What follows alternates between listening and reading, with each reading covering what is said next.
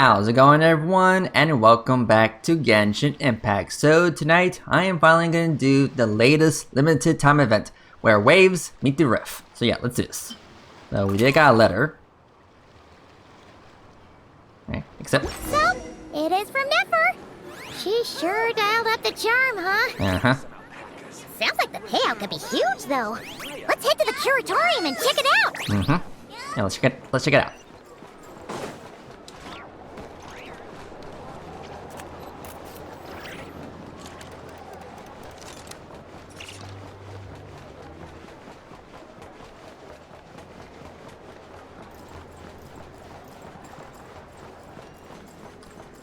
Alright, let's see here. Knock knock, anyone home?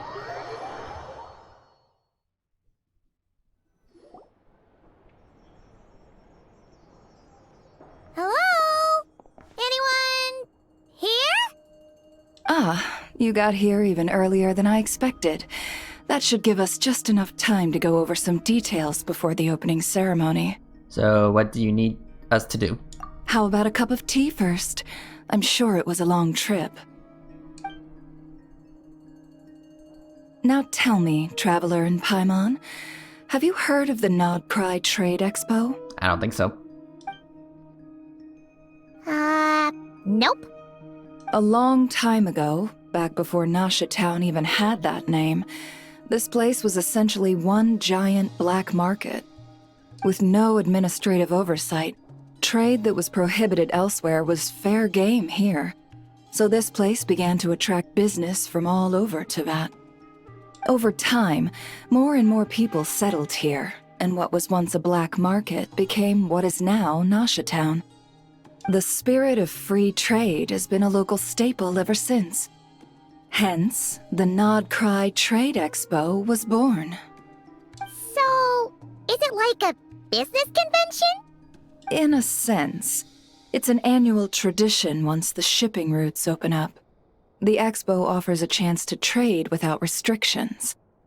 In other words, it's the biggest legal black market in all of Teyvat. Yeah, legal. Yes, the Voynich Guild is organizing the event, and that comes with a lot of responsibilities. Normally I would let Yehoda handle most of the work, but this year, it might prove too much for her to manage on her own. Something tells me we'll have a lot of big names in attendance this time. Working with VIP clients takes someone with the right experience and connections. Let me guess. Hence why I think Yehoda might need a helping hand. Oh, so that's where the Traveler comes in. Mm-hmm, obviously. Exactly. I was hoping you could help her with participant coordination. Well, I can't say no, can I? I don't know if I'd put it quite like that. I'm just interested in playing to people's strengths. In addition, I think you'll find the compensation to be quite to your satisfaction. So, are you in? What's the catch? Good instincts. I do have one special request, as the one offering this commission. In principle, the Nod Cry Trade Expo is a platform for commerce with no restrictions. That said, the Guild does have one line that is not to be crossed. I'll need you to help make sure all participants are clear on this unspoken rule. As long as everyone complies, the expo should go off without a hitch. No violence at the expo. The Guild has pledged to ensure the safety of all sellers and buyers in attendance. Violence? Whoa! That wasn't even on Paimon's radar! Just because it's legal doesn't change the fact that this is still a black market, huh? If that line is crossed, the event will descend into chaos. I understand. Of course, mediating such situations might prove complicated. So, if you ever want my judgment on the matter, just come find me. The expo is being held on the shoreline to the southeast of Nasha Town. Yehoda is working on setting up the booths as we speak. She'll be able to provide details on the participants as well. All right, I suppose I'll leave you to it then. Yep, we got this. Alright.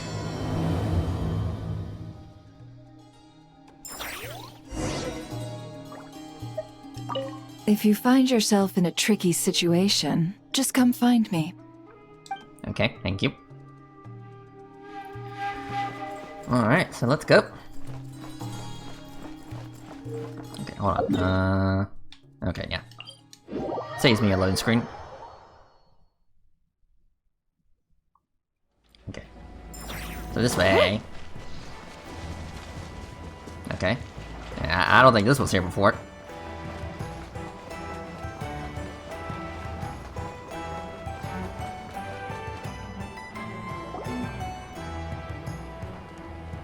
Yeah, this is completely new to me. Alright, alright. This is where Never said the expo should be. Let me think. Yeah! Let's go with this. We can't keep changing the setup. Where are the goods being stored? You still haven't told us. And what's the guild's cut on transactions this year? Sorry, one question at a time, please.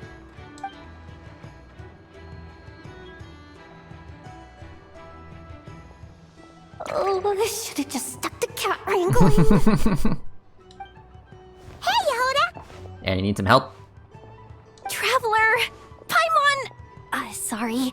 I've got kind of a line here. Don't worry, we're not here to pile more work on you. Really? Boss Neff, you absolute lifesaver! I'm seriously drowning over here. Oh, you two are doing me a huge favor. Never asked us to handle participant coordination. So, how can we help? Let me think. Oh, right. There are still 3 participants that haven't checked in. At least I think it was 3. Ugh, come on, Yehuda. Get a grip. I'm not forgetting anything. Am I? Looks like Yehuda's doing her freaking out face again. Yeah, don't panic. Sorry. There's just so much to keep track of. Let's start with the basics then. What does participant coordination involve? Exactly. It's things like registering all the participants, verifying their goods, showing them to their booths. Oh, and if any disputes break out between them, it's your job to mediate. Got it!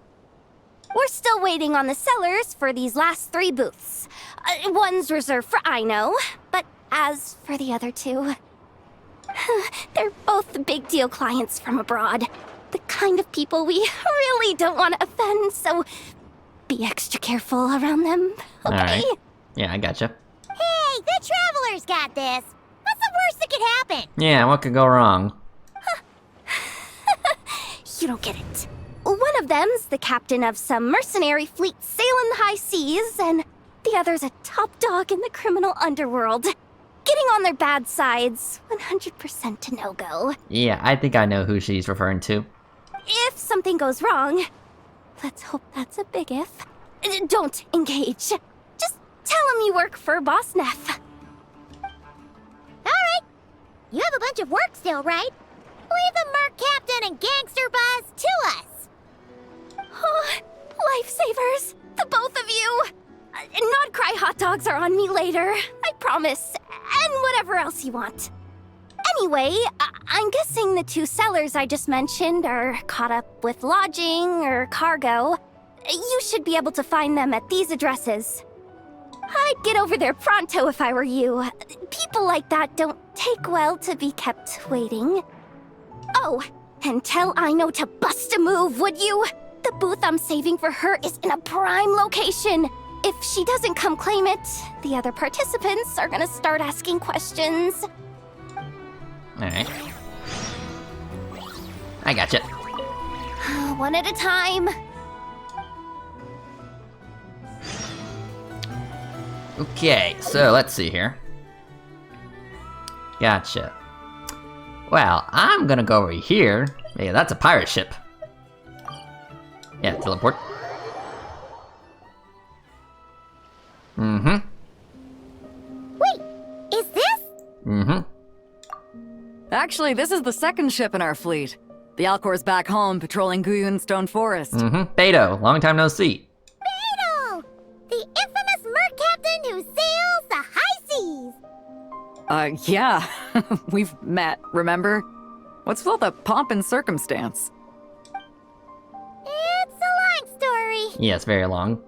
Well, no sense standing around. Take a seat, tell me all about it. I'll have my men roll out the welcome mat.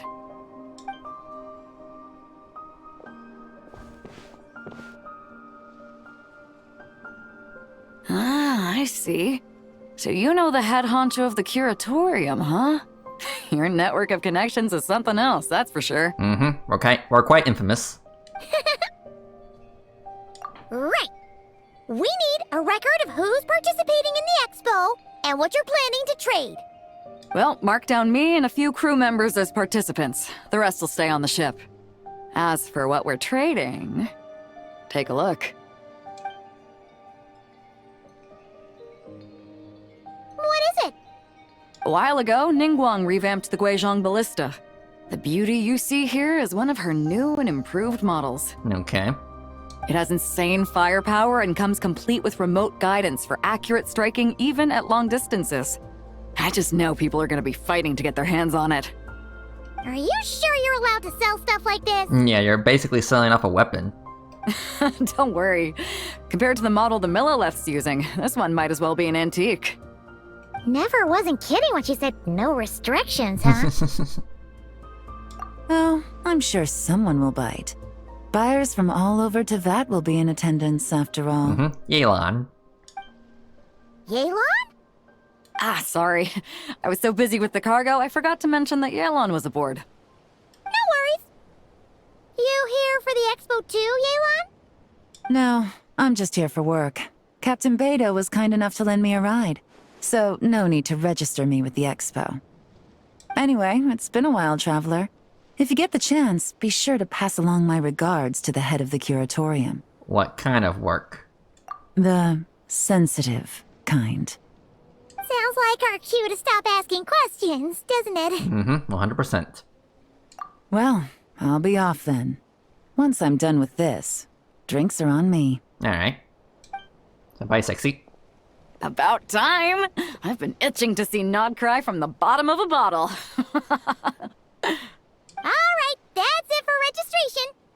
Follow us, and we'll take you to the venue.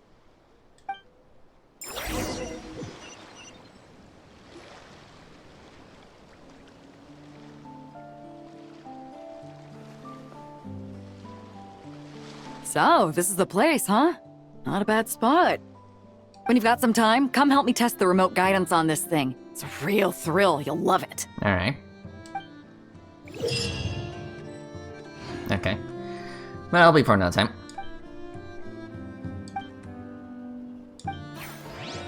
Alright. So on to the next locations. Alright. Yeah, this way.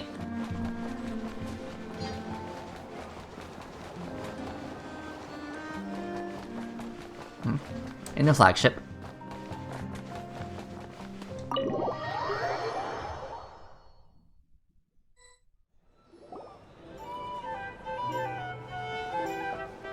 The flagship.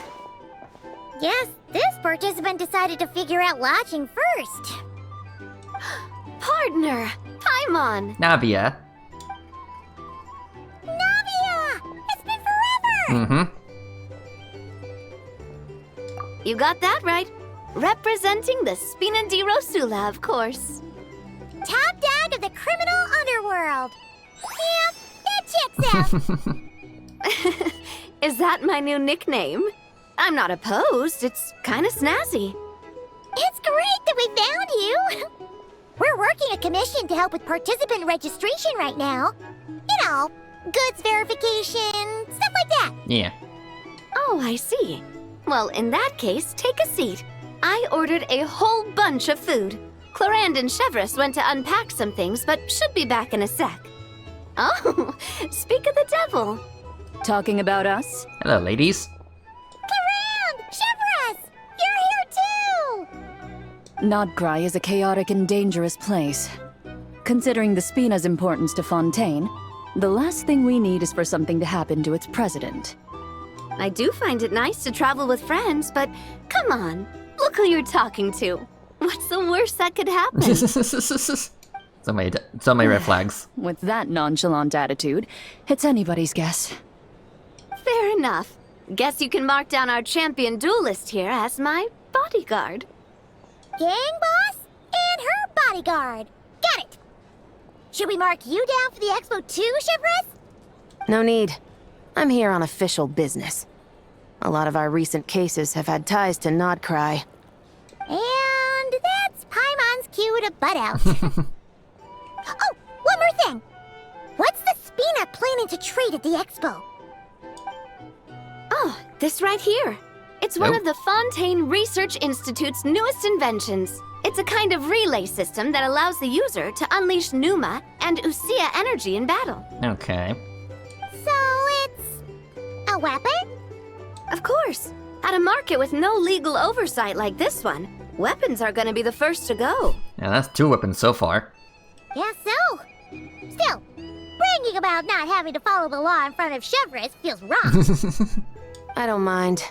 I've read quite a bit about lawless territories and crime novels before. As a detective, I know that I'll need to put the rules aside for now if I want to get things done here. And on that note, I should get to work. I've got patrol members waiting on me. Well, ready to head over to the venue? Just follow us! All right, let's get this show on the road. I want to get a bit of shopping in as well. Alright.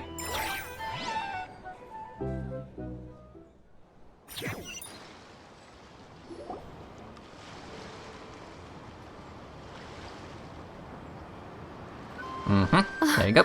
Wow, it's even bigger than I expected. I'm hoping more people will show up, though. It'll get busier once things kick off. Still, looks like Yehoda needs a lot of help. Well, Clarand and I are all set up for now. Be sure to stop by our booth when you get a chance. Again, that'll be after the story event. Alright, so one more location. Yeah, I believe this one is for Aino. Let me guess, she's also gonna be selling off a weapon? And then she's gonna be like, what's the worst thing that can happen? Oh, you'll see.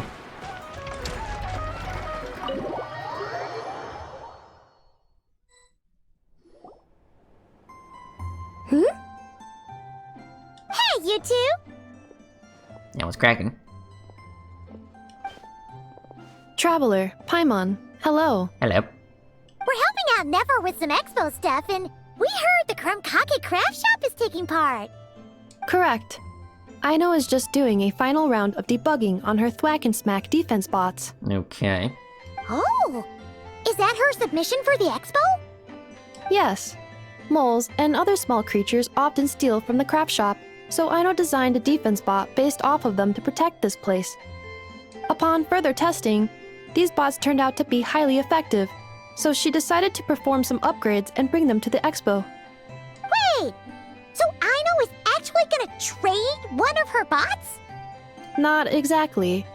With the exception of a few special orders, Aino rarely sells her finished products. What she's trading at the expo is the blueprint, not the finished product. Okay. Oh! So, are you guys ready to head over then? Yehoda asked us to speed things along a bit. She's saving a super good spot for you, and she's worried people are gonna start asking questions. I told her I need to finish debugging first. There's no point in rushing or I'll have nothing to trade. Oh! Paimon's never seen Aino this serious before. The craft shop is experiencing a severe shortage of funds. Aino is hoping the expo will improve our financial situation, so she's being extra thorough. Yeah, so is that she gonna buy more snacks and sweets? Where'd all the money go? Some kind of expensive research? Negative. It's our dessert funds that are lacking. We have had at least 47 cases where excess dessert purchases have led to a shortage of research funds. Yeah, I thought so. As such, I decided to split up our research and dessert budgets. Aino is forbidden from dipping into one to transfer to the other. And not too long ago, she cleaned out the entire dessert budget for this month. Yeah, no surprise there. Alright, done. Thwack and whack defense bots, do me proud. Looks like we can head over now. Okay.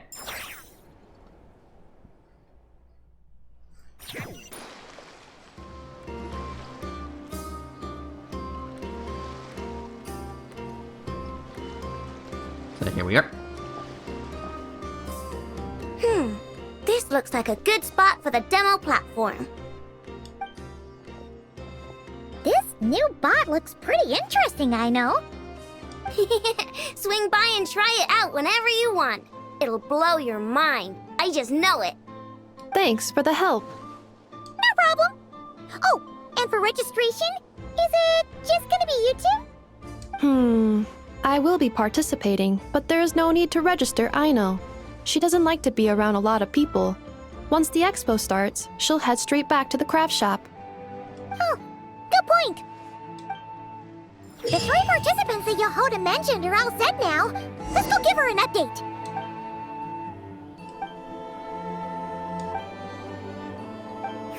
Okay.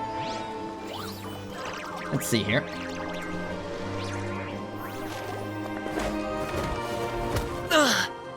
What's going on here? Hey, what was that for? Just shut up and move along. This spot is mine now. Are you really pick on a bunch of kids? It's the lady in charge. We were just setting up our booth and he's trying to take it from us. A troublemaker, huh? The expo announcement spells it out clear as day. All forms of violence are strictly prohibited. Read it and weep, Buster. Oh, I've been wanting to talk tough like that for ages. Should be enough to scare off a punk like him, no problem. It's not like I wanted to hit anyone. It's just not fair. What's that supposed to mean? We all know the black market stuff is in the highest demand here. So how did these dwarfs get a spot selling these stupid toys? I did some digging and guess what?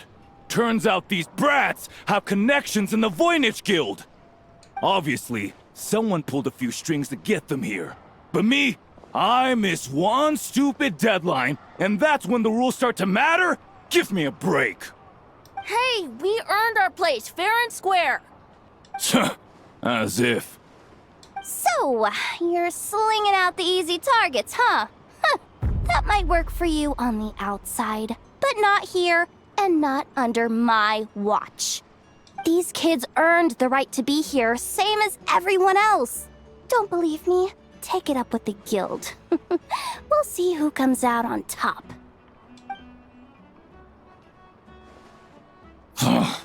Just you wait. Who the heck was that? Just a headache. Just some punk looking for a fight. But I scared him off without even lifting a finger. I'm still shaking. That was close. Almost had to pull the never card. Well, he's lucky he decided to run off, or we'd have helped teach him a lesson.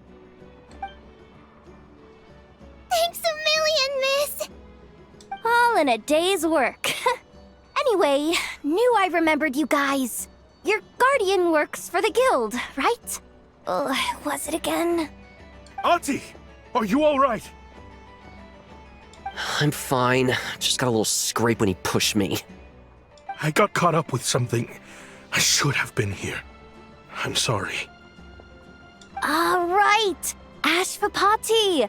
The one man in the guild who wouldn't know profit if it hit him in the face. You get a spot in the most lucrative market in the world, and you're letting the kids use it to sell toys. And no one else would even entertain that idea. Well, the purpose of the expo is free trade, right?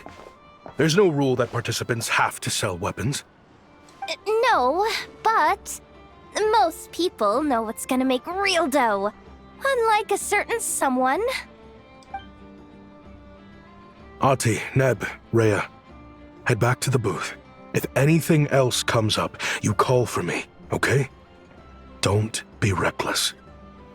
Okay, got it. Yeah. You two know your stuff. Wait, what? Then why not make them look the part? They'll sell tons better that way. If you were to leave your kids a gift, would you choose a toy or a weapon? Well... In any case, I'm not looking to make it big. I applied for the expo because the kids thought it would be fun. All I care about is them having a good time. Fair enough. You're still gonna be busy with guild business though, right? Just a heads up. This might not be the safest place to leave the kids unattended. I understand. A lot of children suffer because their parents are too consumed with work. It's unavoidable sometimes. But I want them to have better. You know what? Don't even sweat it. I'll look out for them. What the heck are you doing? It's like, you stupid bitch, why'd you say that? I don't know. Really? That would be amazing. What do you say to Miss Yehoda, you three? Thank you, Miss Yehoda. My pleasure. Just have them come find me if anything comes up. Got it. I should get going then. Wow. Way to step up, Yehoda. I'm just looking out for some kids. How hard could it be? Then again, I bet I'll be swamped with disputes to settle once this thing gets rolling for real. Relax, we'll help you out. Oh, also, we registered the last 3 participants. So, the expo can start now, right? Wow, already? In that case, let me go get things ready for the grand opening. Talk to you later. She really does have a lot on her shoulders.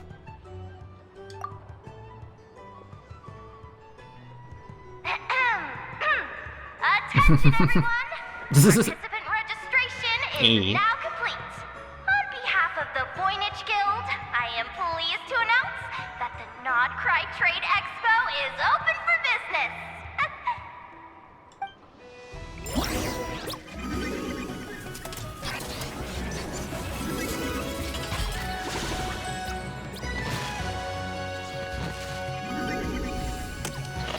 Alright, cool.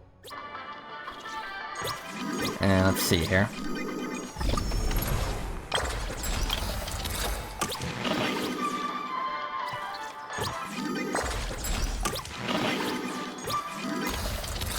Okay, yeah, well, I think these are just the mini games.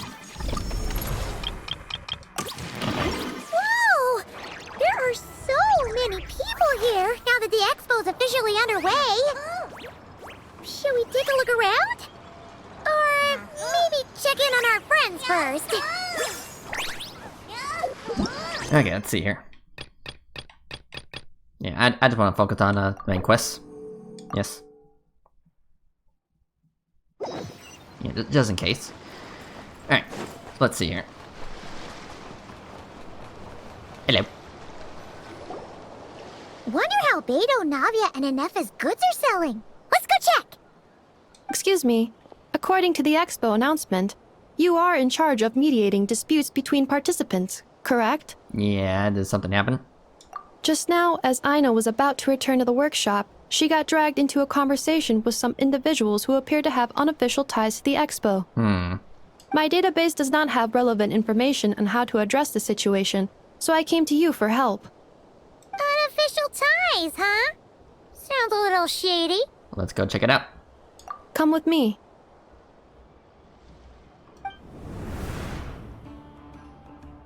A device that uses Pneuma and Ducia energies in battle.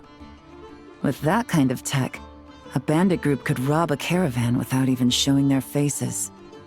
And what about this thing? Remote guidance? Precision bombing at long distance? If a group of thugs got their hands on it, their enemies might as well surrender on the spot. The Fontaine Research Institute made the right call going through the Spina di Rosula rather than selling it themselves. The same is true for the Ministry of Civil Affairs, I'm sure. A merc captain who spends most of her time at sea is far less conspicuous. Huh? What about this girl? She seems to be trading in military-grade weapons as well. The Clink Clank Krumkake craft shop does take on a lot of orders for dangerous creations, but I think in this case... I'm overthinking it. I think so. Elon? Chevrolet? What are you doing here? Traveler? Paimon? How did you find this place? Although this location is indeed rather secluded, Aino has equipped me with a special sensor module. With it, I was able to detect that you had pulled her aside for questioning. The rumors are true then. She's quite the little engineer. Can you tell me what this is about already? Apologies, but it's a matter of utmost importance, so I had to be sure. After our conversation, however, I can confirm that Aino is not involved in this case. Traveler, could you help us clear up this misunderstanding? Understood.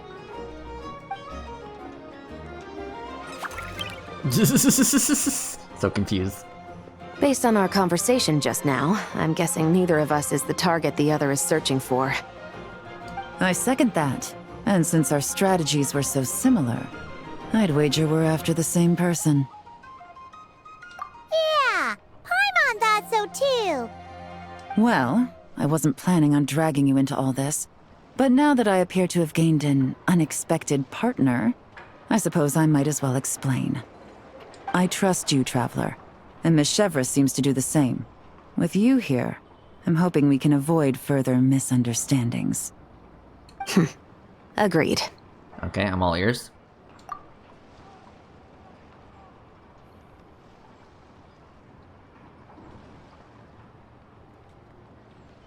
Miss Chevrolet and I seem to be here in Nodcry to reel in the same fish. That's right. And the product we brought to trade is the bait. Of course, if I worked in the booth, it might tip people off, so that's where Navia comes in. I assume it's the same situation with Captain Beto? So, does that mean your target is gonna be at the expo? Yes. There's a good chance it's one of the buyers. But, what about Nefer's golden rule? What? No. I've done some digging into the head of the curatorium and where she stands. We can't let her know what we're doing. Well... I wouldn't be surprised if she got the Traveler involved because she anticipated this from the start. If the Traveler has someone to answer to, then we should go. Fine. Okay. Interesting. Okay.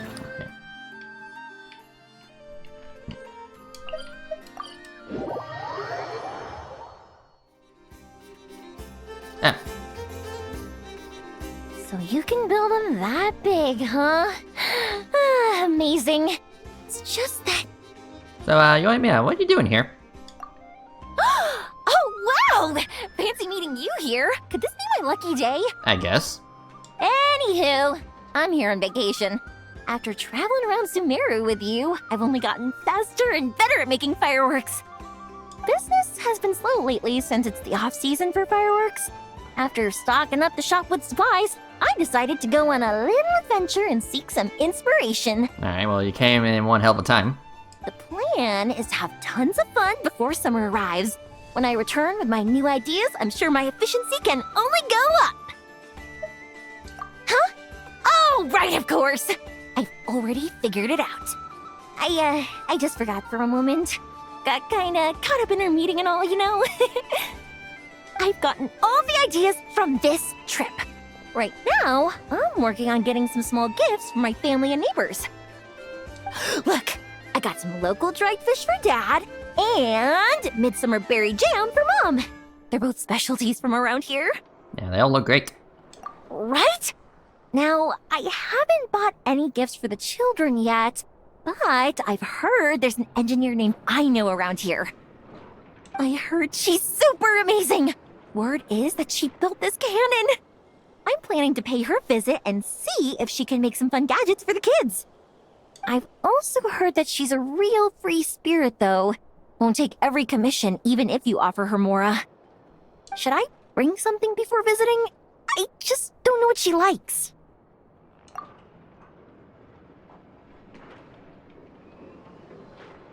Huh. So, Aino's a kid?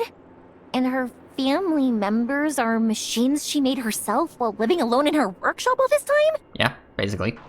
That's amazing!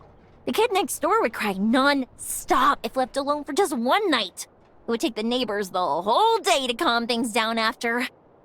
By contrast, it seems like the people of Nasha Town already see Aino as a mature mechanic, not as a child who needs their coddling. Still, just how many nights did she have to spend all by herself before Neva came into her life? Well, we can't change what happened before. But now that I'm here, I'm going to make sure she has a great time! Looks like it was the right choice to bring my tools with me. I'll head over to Nasha Town to borrow their crafting station and make her a beautiful gift. What should I make? Fireworks? Tumari? Or maybe a spinning top? You know what? I'll make them all. All of them. Okay. Fireworks, Tumari, and spinning tops. Yep, let's make them all! Okay. Okay. So that was definitely an unexpected anecdote in this episode. That's fine. I mean, to be fair, I was kind of saving that for later. Hey, it is what it is. Never!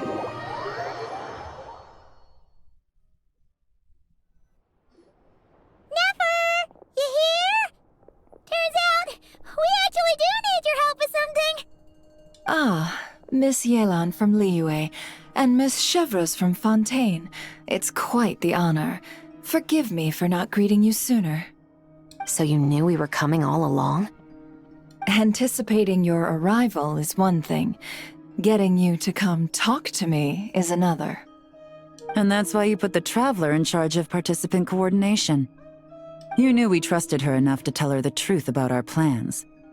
And you also knew that, out of respect for your arrangement, the first thing she would do is bring us here. How else could I have gotten us all to the negotiating table? Forgive me for not cluing you in, Traveler.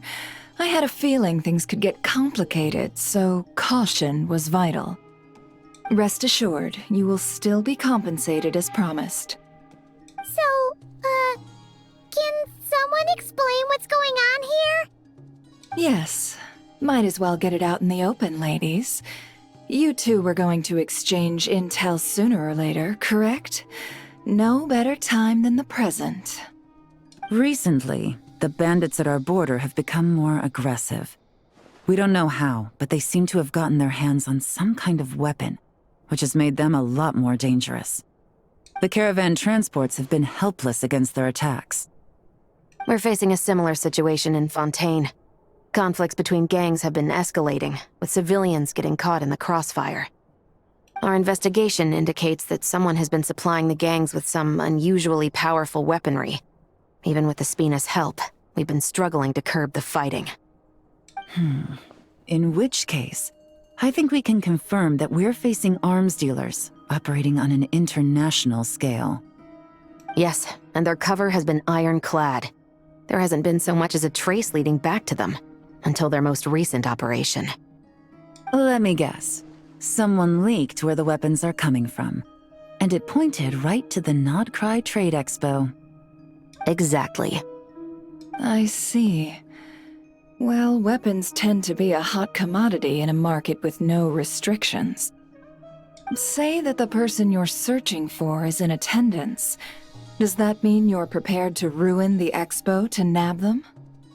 I won't lie to you. Catching this person is my top priority. How about this? In the spirit of being a good host, You give us a bit of leeway to do what's necessary. And in return, we won't do anything to undermine the expo. All deals made at the expo are protected, including those that would be illegal elsewhere. It's the entire purpose of an event like this. The Voynich Guild gets a cut from both the seller and the buyer, so we have a duty to uphold that principle. I can't just let a customer get scooped up by the authorities while everyone watches. You said this was a negotiation, but you don't seem prepared to compromise. Let's think about this. Maybe there's another way?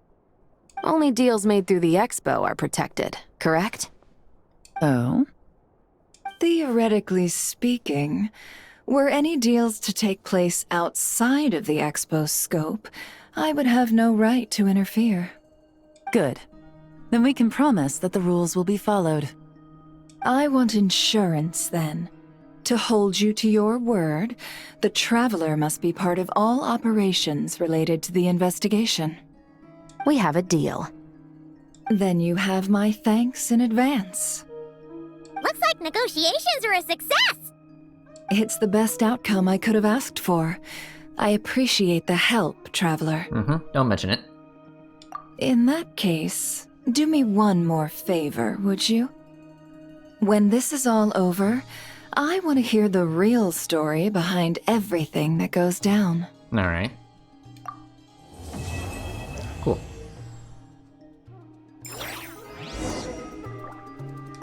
When this is all over, I want to hear the real story behind everything that goes down. Looks like we'll be working together quite closely. The pleasure is all mine, of course. This whole negotiation really feels like something out of a light novel. Alright, well, I'll catch you ladies later.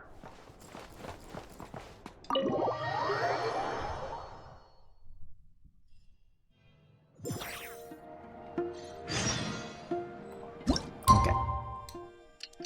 So I gotta wait.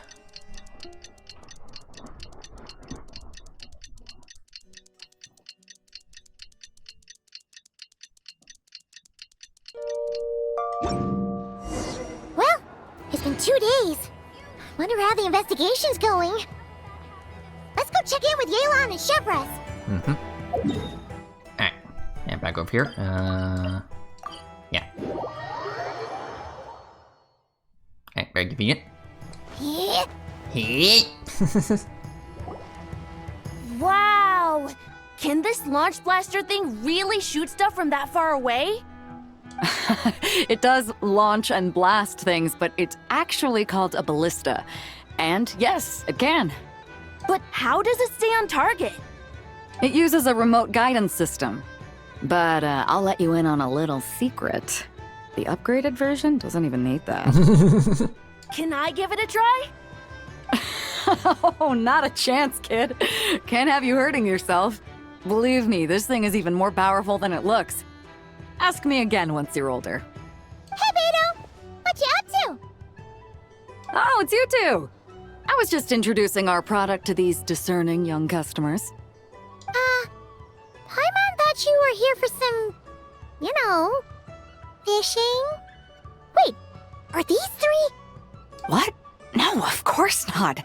The kids were just curious, that's all. I'm sorry. Are these 3 preventing you from doing business?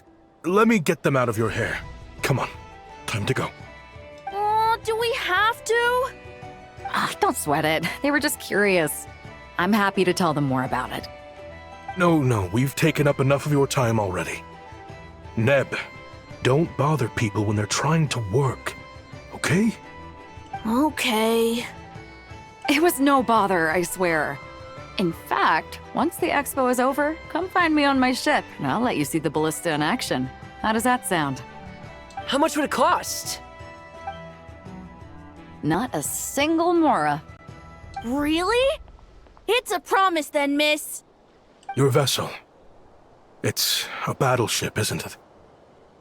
Are you sure you should be bringing children on board? Why not? Whenever we're docked back in Liyue to pick up supplies, I always let the kids around the harbor come aboard to play, and boy, do they love it. If a kid from Liyue can do it, why not a kid from Sumeru? A battleship may as well be a giant playground to them. Is that so? I've heard that people in Liyue also turn gunpowder into explosive firecrackers and give them to children as toys. Perhaps only the kids back in your home country are lucky enough to look at a giant battleship and see a playground. If you're worried about safety, I can... No, I suppose I'm just envious. That's all. I'll be sure to bring them over if we get the chance. Seems like he really cares about those kids, huh? Anyway, what did you want to talk about? Oh, just wanted to ask how it's going with the top secret, fishing. Did you reel in the catch of the day yet? They're circling the hook just fine. Just waiting for a bite. Whoa! Where did you come from? Shh. Well, that just proves my point. Something like this would only see more use in Fontaine. Ah, except you never find something like this for sale there. Better jump on the chance now before it's too late. Excuse me? He's coming this way! Steady now.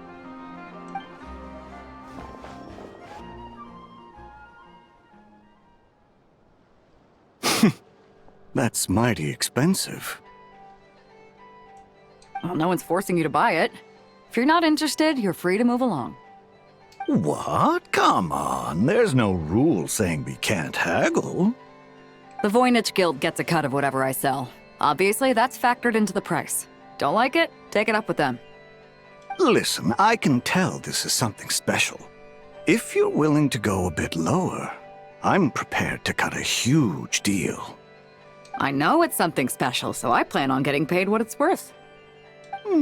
Perhaps there's a way we can both get what we want then. What are you implying? Well, Nod Cry's a big place. Surely this expo isn't the only place we can cut a deal. Oh? What would you say to working this out someplace else?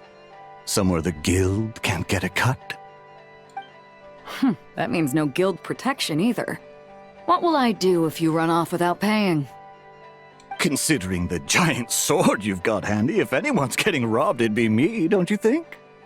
Point is, we're both going out on a limb here. But the reward's worth the risk. Fine.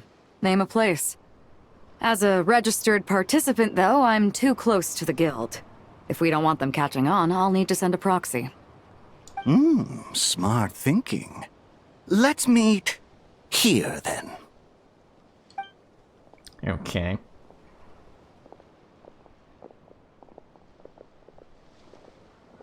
Good.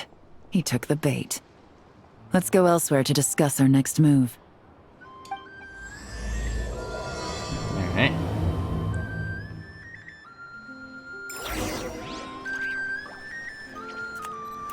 Okay, so yeah, I guess we're going on to her ship. Yep.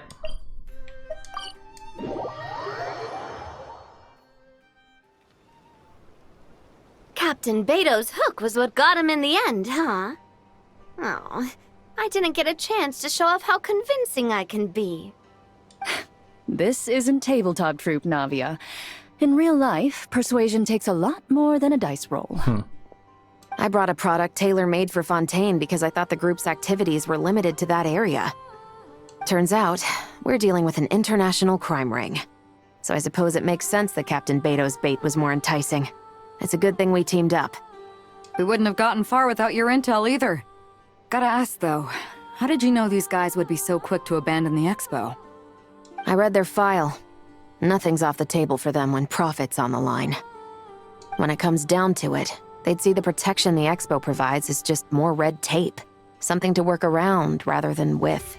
Just like the law. So, we meet up with this guy, catch him, and problem solved, right? Where it's so easy. No. The person we're meeting is just an underling sent to scout the situation. We're after the leader of the whole ring. Yeah, the big cheese. And after observing the situation over the past 2 days, it's clear they have undercover agents waiting in the wings. If something happens to our point of contact, those agents will scatter to spread word of what happened, and whoever is behind this whole thing will know we're onto them. In that case... We have to get the jump on them all at once, and use them to get intel on our real target before he has a chance to react. Forgive me for pointing out the obvious, though. We have nowhere near enough personnel for that. If even one of the agents escapes, it's over. Let me guess. You'd rather follow this deal through to the end to lure out the real culprit? Nice idea, in theory. The problem is, in my experience, that person would never show their face for something like this. I can work around that, but only as long as the deal goes ahead. So, you're planning to trail the person picking up the goods. I suppose that could lead us to the big fish, but that would mean we have to actually hand over the weapon. Aren't you worried about putting something that dangerous in the hands of criminals? I mean, it's definitely a gamble. We can control how dangerous it is. But if we followed your plan, could we really guarantee that not a single agent would get away? You're telling me you really have a way to mitigate the threat of that weapon? You're telling me that you really have the wherewithal to carry out a large-scale search and seizure operation in Nodcry? Are they having a fight? They're both experts in this sort of thing. A lot of back and forth is to be expected. Don't worry. I think they're getting along great. A successful collaboration requires trust. And a willingness to make concessions. So how about this? I'll meet up with the underling as planned and stall him as long as possible. While I'm keeping him busy, you round up the rest of the agents. Sound like a plan? Yes, I appreciate the trust. And I promise you, not a single one will get away. See? Like 2 peas in a pod. Traveler, you should come with me to meet the buyer. After all, we promised Nefer you would be involved in all our operations. Alright. The Traveler is kind of a famous face around these parts, though. Then, you can serve as backup. Remain hidden, and on the off chance he tries anything, it'll be 2 against 1. Alright, sounds good to me. Ha! Let's do this thing! Okay. Let's see here.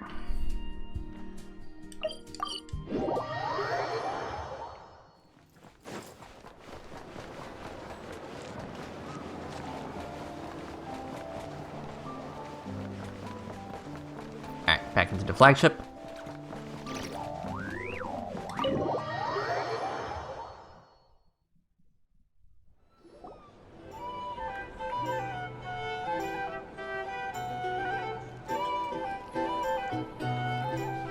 Alright, there's our guy.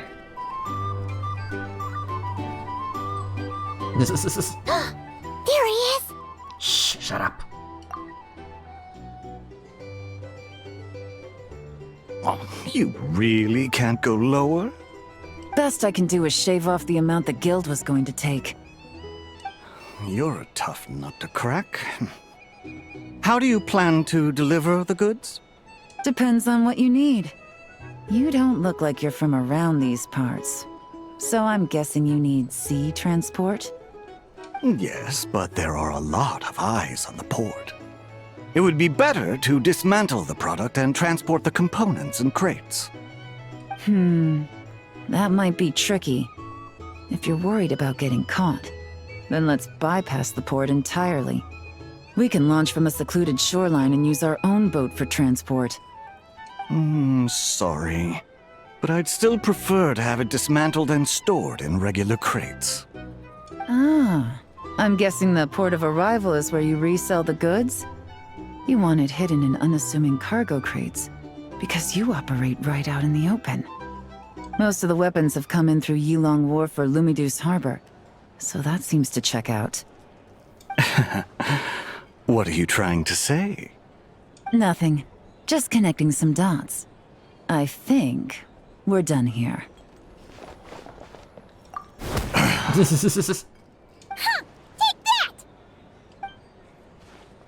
that! Out of the way! It's one of the undercover The captain of the Special Patrol will take it from here.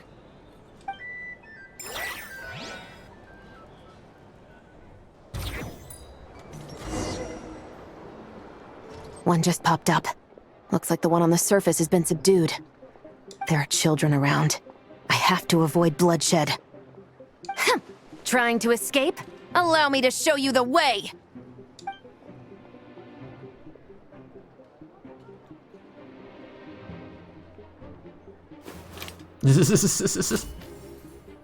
Okay.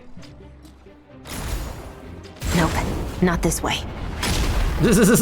Aight.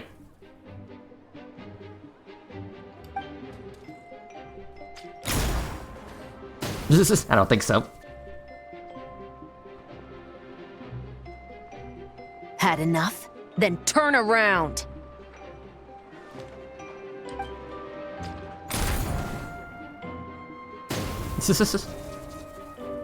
Out of steam yet? 'Cause I can do this all day!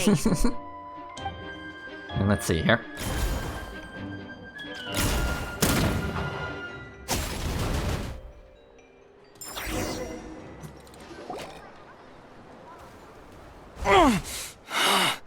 My leg!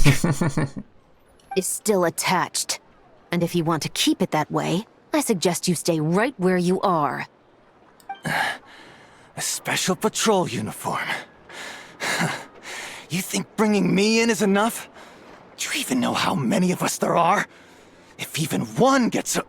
5 at the port, 10 on the outskirts of Nasha Town, 3 near the plaza. Factoring in you and the buyer, that makes 20. Save the best for last, right? How did you... Don't even think about it.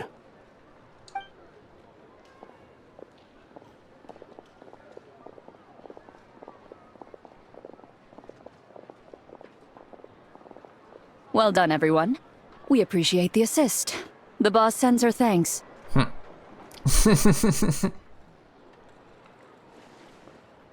It was an honor. Without the Spina's help back in the day, we never would have been able to make it in Nodcry. It was about time we returned the favor. What? I needed to make you seem intimidating to get these local gangs on our side. We've been over this. Yeah, I know.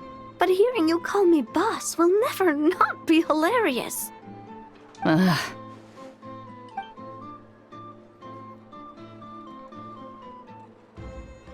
Wow! Navia is something else! Mm-hmm.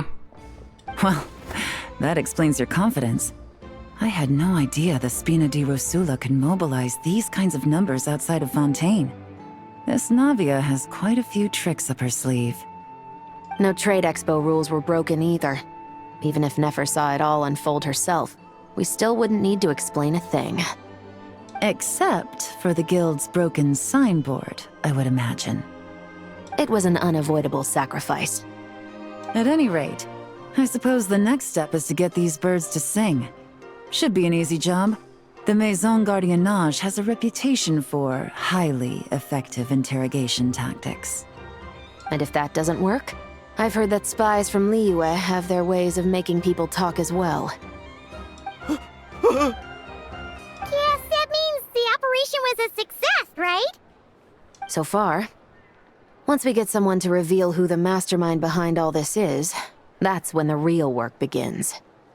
I'm sure that person is in hiding somewhere far removed from the expo.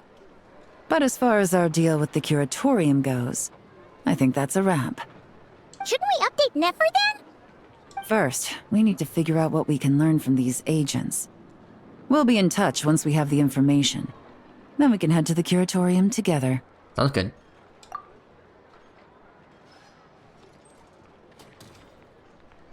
Well, that went a lot smoother than expected. Not a single one got away. You're thinking about Nefer's final request, huh? Let's see. We have 2 expert detectives from separate nations teaming up to uncover an international crime ring. That's not a bad story. If you feel like it's missing something, maybe Yelan and Chevros will uncover something more interesting during their interrogation. Excuse me? Are you the Traveler? Yehuda needs you back at the expo venue as soon as possible. I'm sorry, I don't know the details. All she said was that it's urgent. Now let's get a move on! Yeah, let's go. Okay.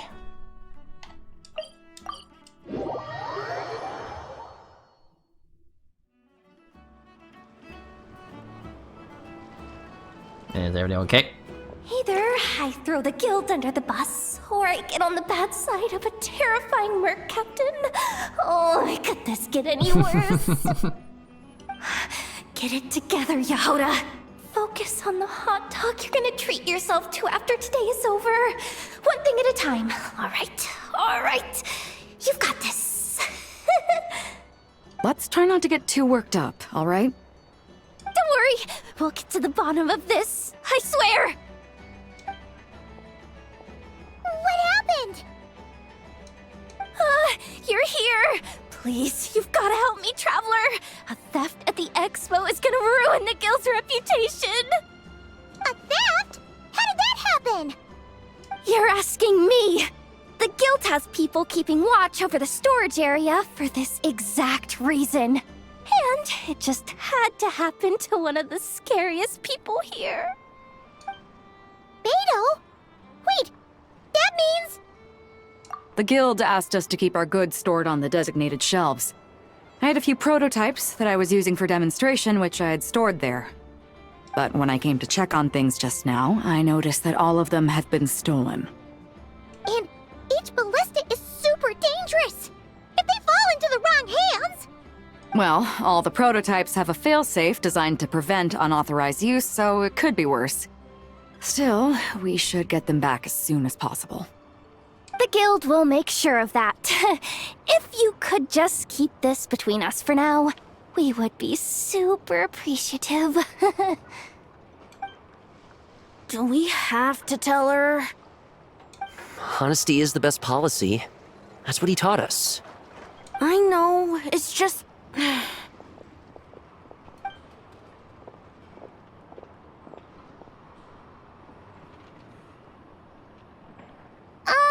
Miss Yehoda... What are you three doing here? There's something you want to tell me, isn't there? Yeah, spill it. Well, Neb's been obsessed with the ballistas ever since we got here. That's why Uncle Ashvapati told us to come see your booth. It seemed like he was interested in them too, because he even told us what parameters to ask about.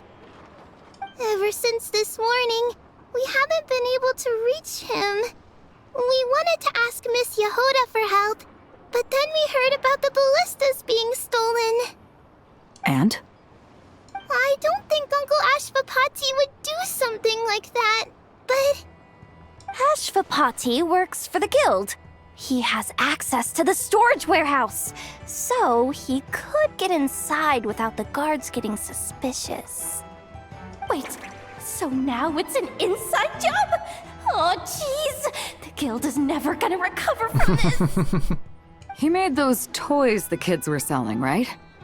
They don't look like much on the outside, but I bet they're hiding some serious tech. If he's a tech guy, those fail-safes I mentioned might not have our backs after all. So, this just went from bad to worse. Oh, uh-oh. Could be. I mean, let's put it this way. There aren't a whole lot of people that could manage to stay off Yelan's radar. Why don't you take these kids to the curatorium and see what you can learn? I've got things covered here. Got it! Hold up. We can't hold these kids responsible, though. Right? No, of course not, but... how do we explain this?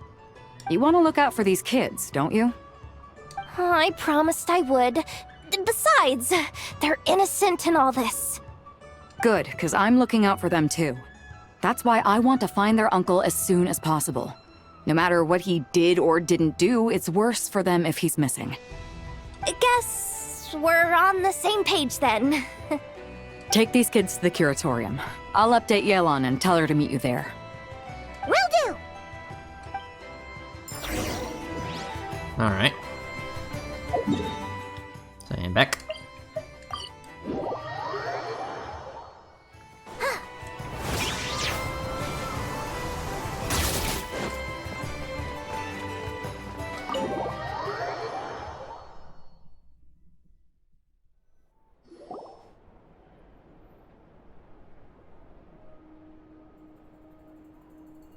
Well, this complicates things. Here I was hoping the trouble would start and end with you two. But no matter.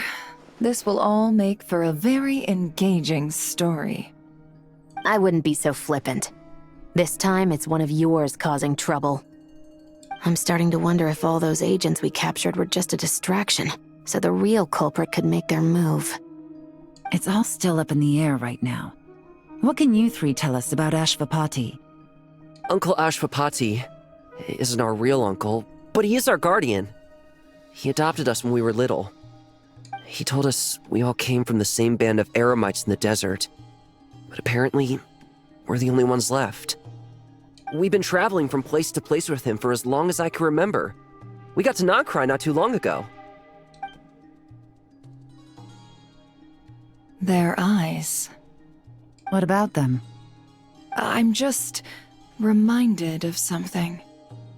About a decade ago, there was a band of eremites who, seemingly out of nowhere, gained technological capabilities far surpassing those of other groups. Leveraging that advantage, they built a number of highly advanced weapons and sold them to the highest bidder. The conflicts in the desert became even bloodier as a result. While the other groups were tearing each other to shreds, these newly minted arms traders stood by and reaped the spoils. But before long, their own weapons were turned against them. And as the flames of conflict engulfed the desert, the group met their end. None of the weapons survived, and so in the wake of that destruction, the status quo of the desert was restored. That's terrible. In the desert, it's kill or be killed. People will stop at nothing to gain the upper hand. If this happened in Fontaine or Liyue, I'm sure the perpetrators would have been prosecuted to the full extent of the law. But in the desert, no one bats an eye. Damn. From what they've told us, sounds like these kids are orphans from that particular band of eremites. Which means their guardian is likely one of the few survivors as well. Sounds like it. No! Uncle Ashvapati would never do something like that! No matter what happened back then, I know one thing for sure. Uncle Ashvapati hates weapons. Sure, he's good at building things, but all he does is make toys for us to play with. He can't be the kind of person you're making him out to be. Or... I'm sorry. All we can do is act upon the facts. So, what's our next move? From our interrogations, we've learned that in 2 days, the person behind all this has a meeting planned to collect the goods. If all goes well, we can head to the pickup point and ambush them. But if Ashvapati is part of this and the leader learns what happened, there's no chance he risks himself for his agents. So, that meeting might as well be moot. Then let's focus our efforts on Ashvapati for now. If we find him, he might just lead us to our culprit. If he stole the prototypes, there's bound to be a trail. I'm confident I can track him down. I just need some time. What can I do to help? I work best in the shadows. The more people involved, the harder it is to operate. As soon as I've got a location, though, he's all yours. You let me handle the search, and I'll let the special patrol handle the seizure. That does sound like the most feasible plan. I'll be waiting for the good news. Seizure? Hey! Don't worry too much right now. The most important thing is that we find your uncle. The rest can wait. Okay. Looks like I'll need to enlist your services for a bit longer, Traveler. No worries. Alright. Yeah, these are definitely getting interesting. Okay, waiting 2 days. Gotcha.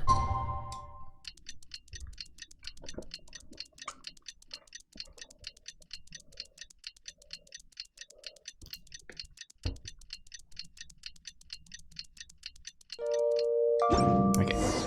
We just got word from Yelan. Looks like she managed to track down Ashvapati. Come on, let's go meet up with the others. Alright. Let's see here.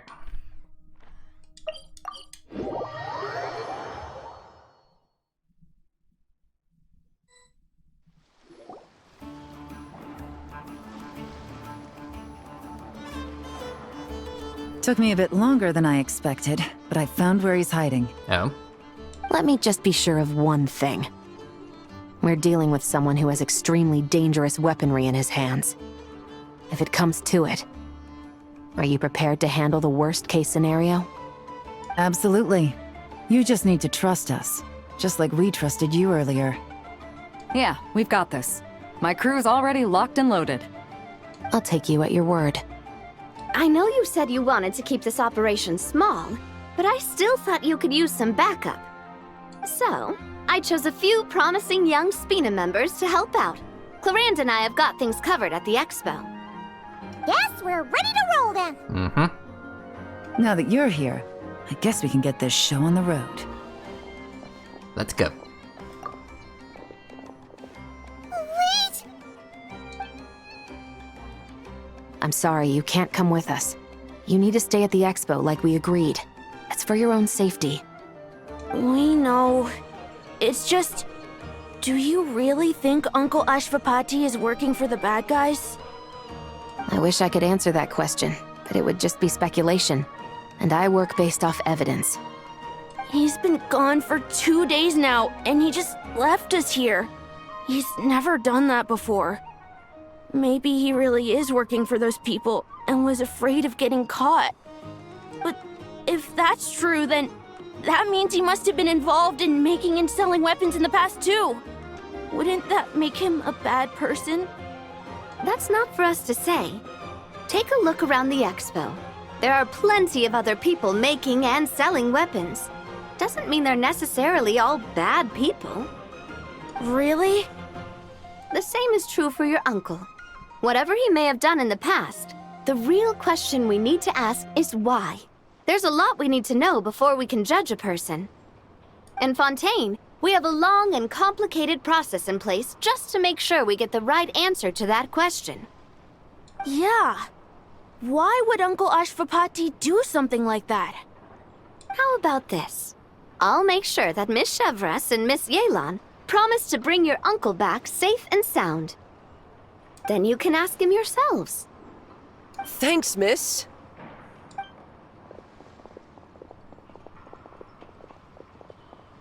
This situation is complicated and unpredictable.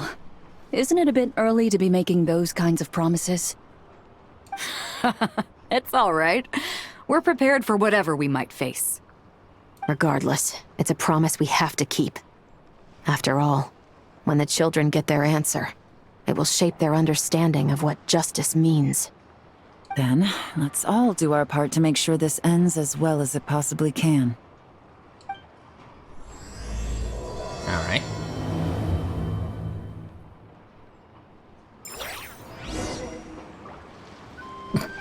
Yeah, I like how Dory's just right here. Head up.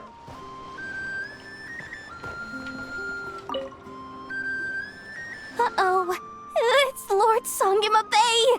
Oh, I wonder what we're in for this time.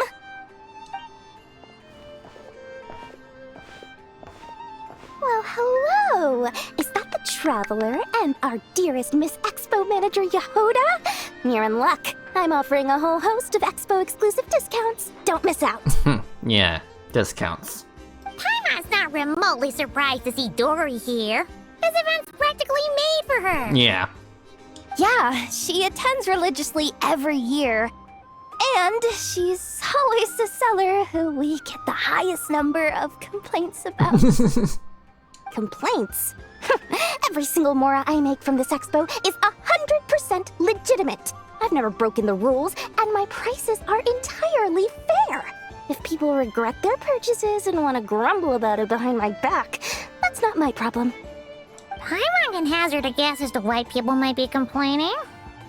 I know. And every dispute ends in your favor after you've peppered the buyer with 1,000,001 reasons why you're not in the wrong. It's just...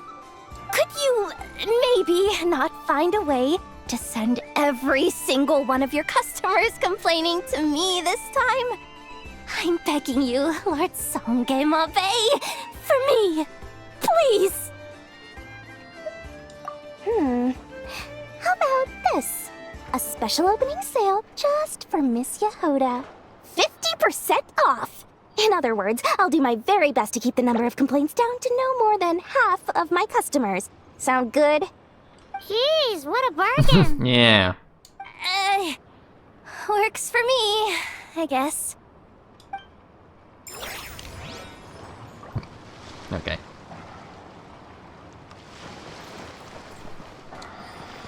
Anyway, let's see here.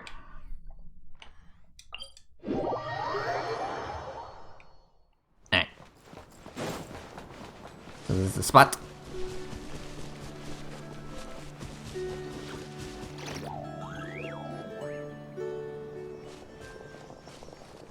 Stop right there! Where is he? We missed him. Looks like he left behind plenty of evidence, though. Search the area. Let's see if we can find a lead. Okay. Let's see here. There's a book. These records look suspiciously familiar. Yeah. Doesn't seem very coincidental to me either. What is it? Remember when I said this group's cover was ironclad? They were always careful never to leave a trail leading back to them. The one time they slipped up, they broke the case wide open. We found a cargo manifest left behind at the scene. That's the clue that led us to Nodcry. It was a similar story on our end. And now that same manifest shows up here, among the records left behind by Ashvapati. So, he's the guy that slipped up back then? Unless it wasn't a slip-up at all. How does the same clue get left behind at two separate scenes and picked up by two separate law enforcement agencies? Thinking back on it now, it doesn't seem quite so accidental after all. No. Almost like he led us here on purpose. But for what reason?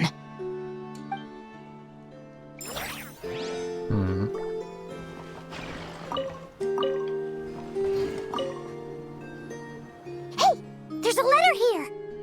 Look at how it's positioned. It was begging to be found. I think it might be for us. You think he knew we would come here? If he did, he's a more impressive opponent than I anticipated. Let's keep going. We can read it together when we debrief. Okay, one more.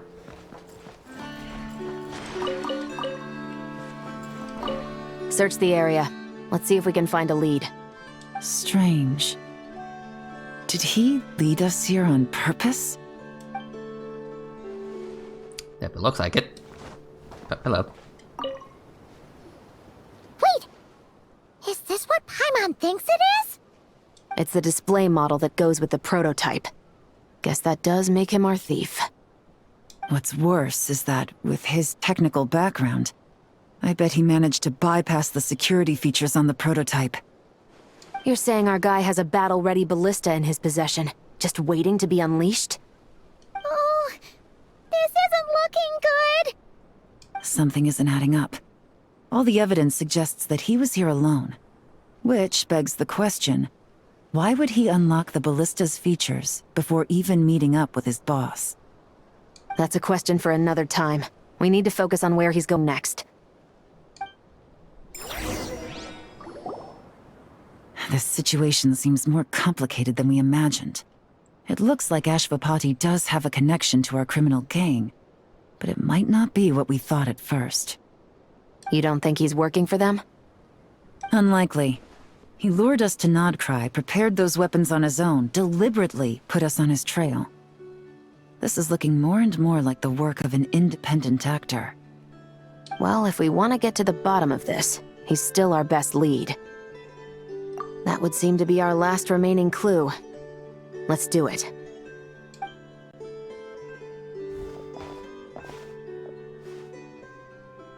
To the officers of the Special Security and Surveillance Patrol and the Liyue Qixing, you certainly live up to your reputation.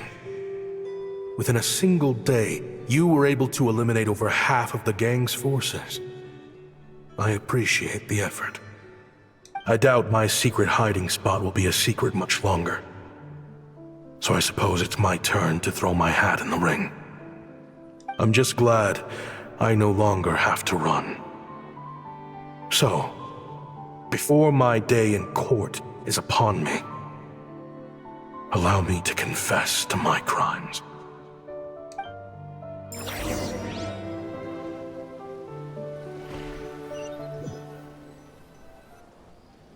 It all started with a Kashara War researcher, expelled from the academia for violating a taboo. He had dedicated his life to the pursuit of knowledge. But when he found himself in the desert, it wasn't even worth a pail of water to quench his thirst.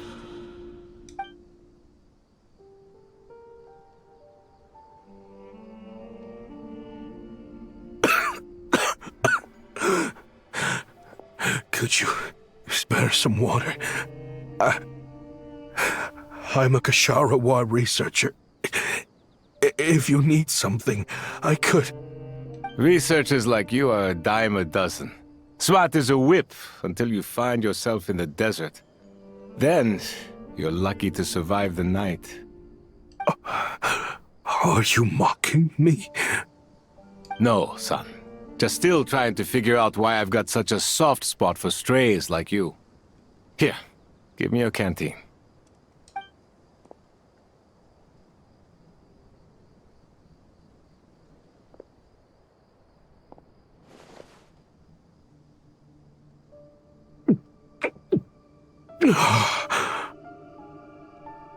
You got somewhere to go? Not really. Thanks to this water, though. At least I can rule out the bottom of a vulture's stomach. Now you're talking like desert folk. You could always join my band of misfits. What would I do?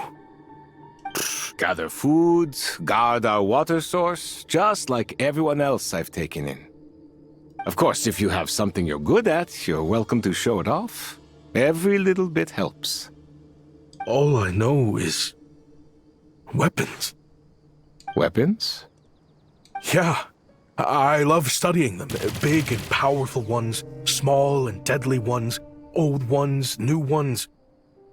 I believe the essence of Kashara War research is embodied in weaponry, and the pursuit of this kind of technology is what pushes the world forward. My lifelong goal has always been to become a foremost expert on all kinds of weapons, so I can invent even more advanced ones. So I might have borrowed a few sensitive techs without permission, but you see the vision, right? The higher-ups in the academia just didn't understand. The academia could have 1,001 reasons for exiling you out here, and it still wouldn't matter to me, son. All I care about is what this specialty of yours can do for us. I can help upgrade your weaponry. That should come in handy in a dangerous place like the desert, surely. True, weapons are essential to life here in the desert. Most folks get them when merchants happen to pass through. But when it comes to protecting the people here, this scimitar in my hand is more than enough. The kind of weapons you're talking about are overkill for a place like this. Overkill? Really? Our group is lucky. Our ancestors learned how to protect the oasis from the sandstorms to prevent it from drying up. Plus, we're pretty far off the beaten path. Helps us avoid conflict with other bands of Eremites. All in all, we don't have to travel to find water, we don't have to fight off other desert folk. It's a real place to call home. There are plenty of ways to die in the desert, but behind a lot of them lies too much ambition. So, having somewhere to settle down is more than enough for me. I see. Guess I could do some odd jobs then. I've heard you Kashara scholars are handy with all kinds of gadgets. You could always make something for the kids. You mean, like, toys? Yes, if you wouldn't mind. It'll give them something to do. Life can get boring out here.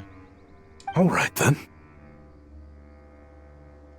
And just like that, A Kashara War scholar at the cutting edge of his field ended up in the desert, making toys for children.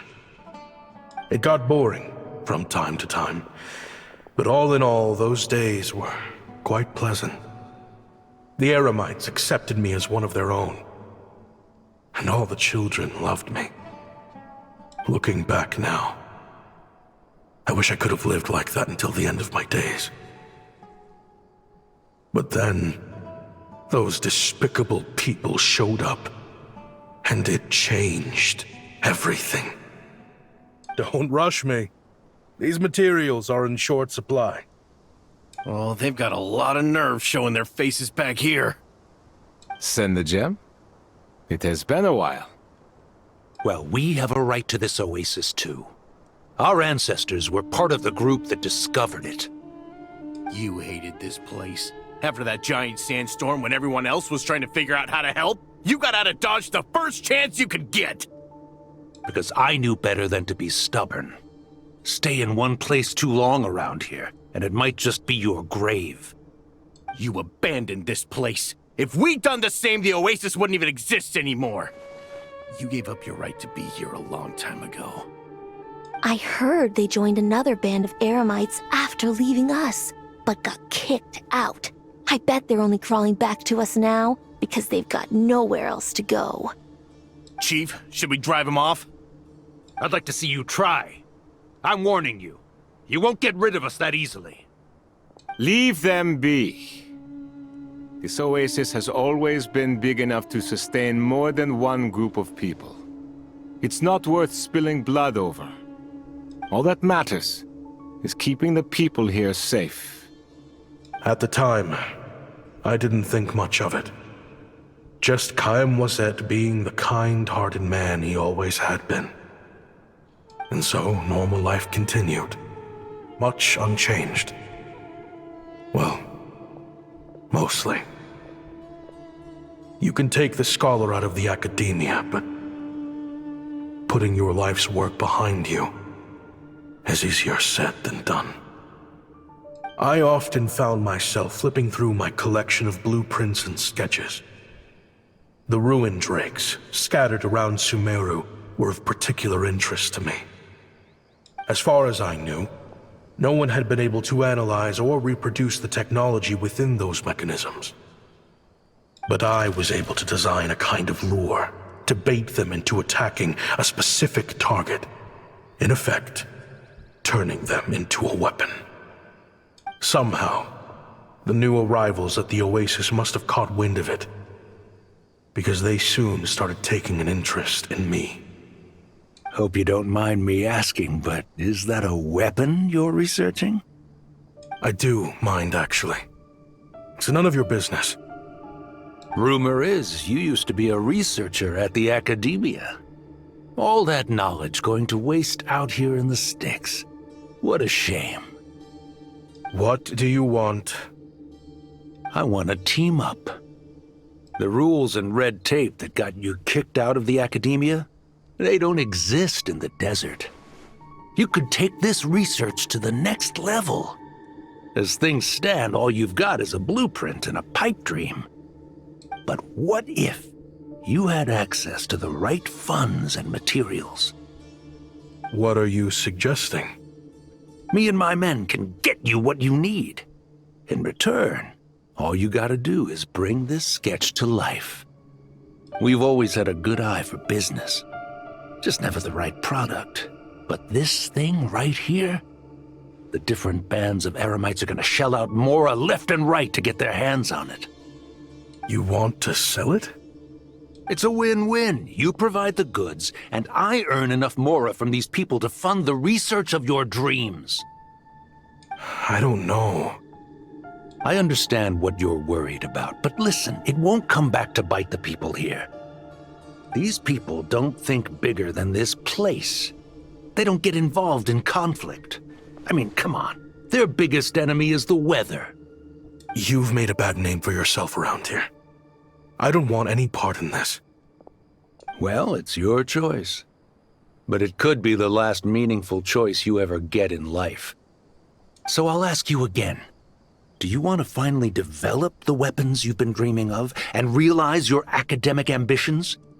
Or do you want to stay here building toys for kids?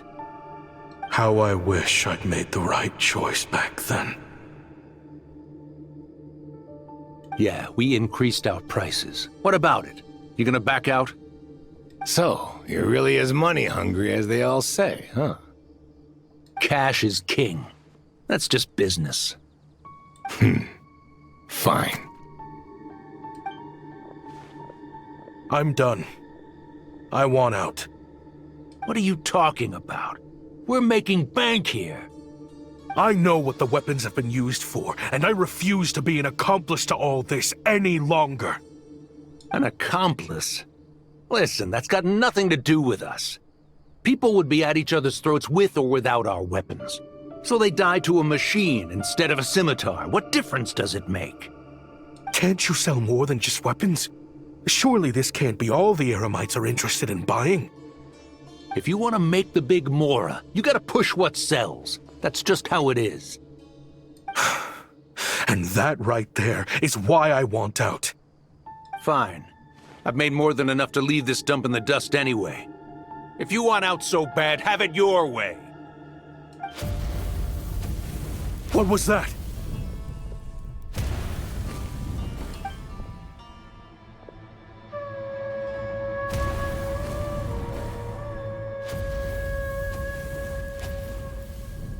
No.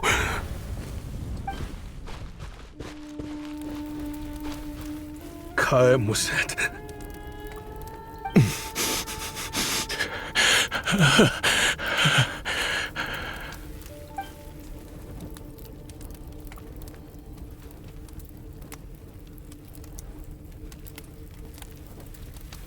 How did this happen?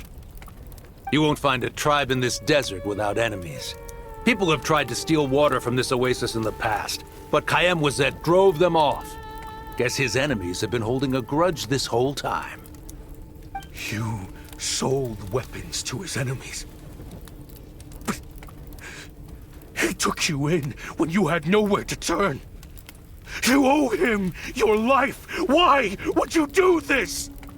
It was the perfect excuse to drive up the price, that's why. It was only later that I found out. This wasn't the first time Senegem and his men had turned around and stabbed their allies in the back. Let's just say, there was a good reason they had nowhere else to turn back then. I didn't chase after them or try to hold them accountable. In that moment, all I could think about was saving as many people as I could in a desperate attempt to atone for my sins. But once the weapons I designed were turned against us, the fate of this place was sealed. Even I could do nothing to prevent it. In the end, despite all the burning tents I rushed into, I was only able to save 3 children. And now, you know the full account of my crimes.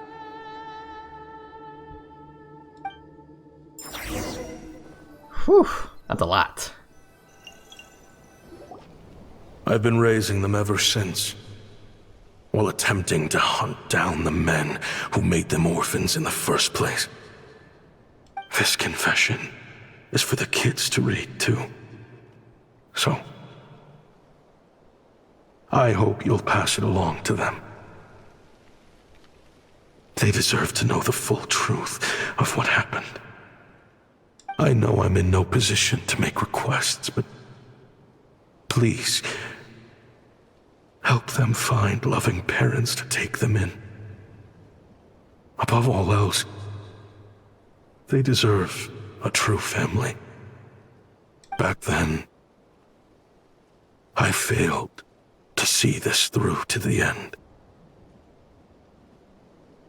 But I won't make that mistake again. Jeez. If this is true... He's after the same target as us. And he's out for revenge. He even lured us to Nodcry to help him get it. I think I know what he's planning to do with those ballistas now. If I'm right, this doesn't bode well. Then we need to find him ASAP! It sounds like he's about to do something super dangerous. But we promised the kids we'd bring him back safe. I can't just let him get rid of our target either. This crime ring runs deep. There are still many other conspirators we need to track down. Oh? You got something? He knew we'd be out of the picture investigating this place. I think he decided to spring the trap that we set up. Oh, snap. He's not working for them, so our original plan could have worked all along. The meeting will be happening any time now. Quick, we need to head to the rendezvous point. Okay. Alright, let's go all the way out here.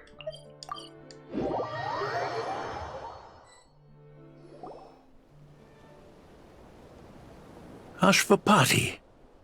It's been a while, Senegem. Over a decade at least.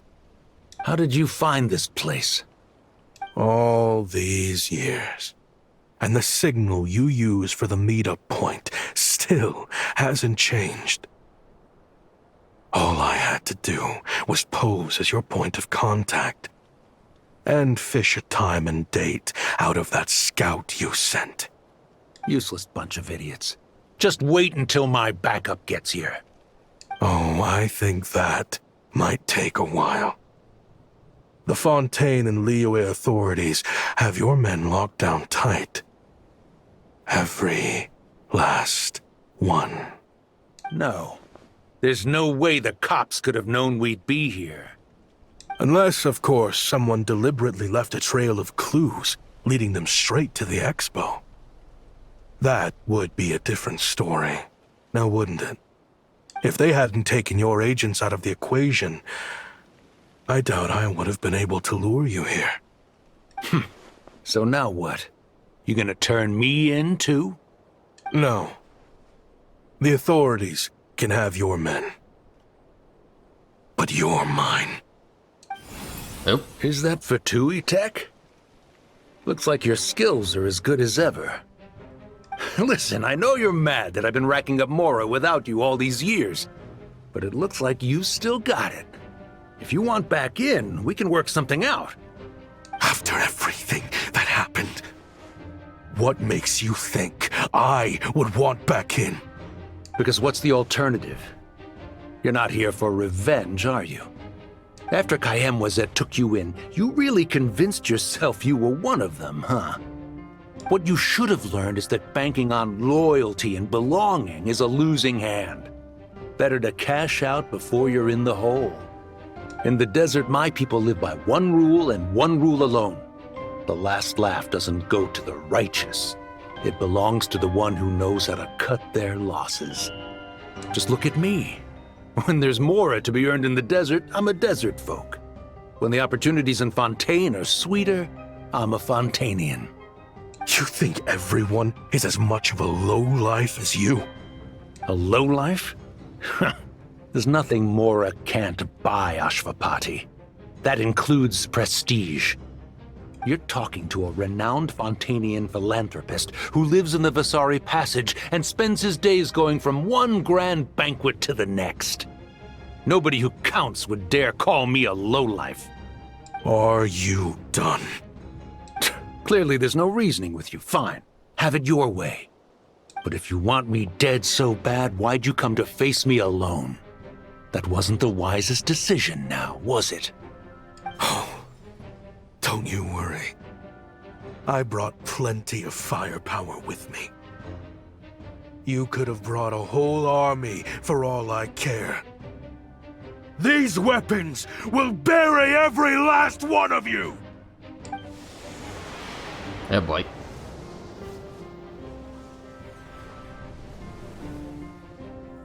What the? Are you crazy? If that thing fires, you're not getting out of here alive either. Yes, that's the plan. It's high time both of us paid the price for our sins! He's lost his mind. Get him!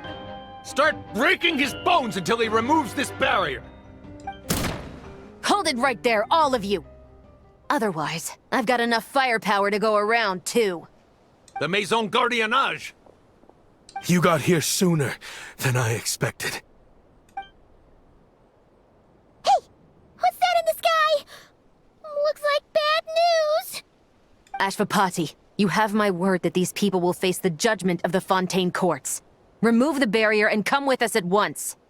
Fontainian justice is too merciful for them. You should leave us. Stubborn fool. I don't deserve them. I have to atone for the things I've done. What is it you feel you need to atone for? Weapons research? You're from Liyue, right? Your ancestors were the first people to master the recipe for gunpowder.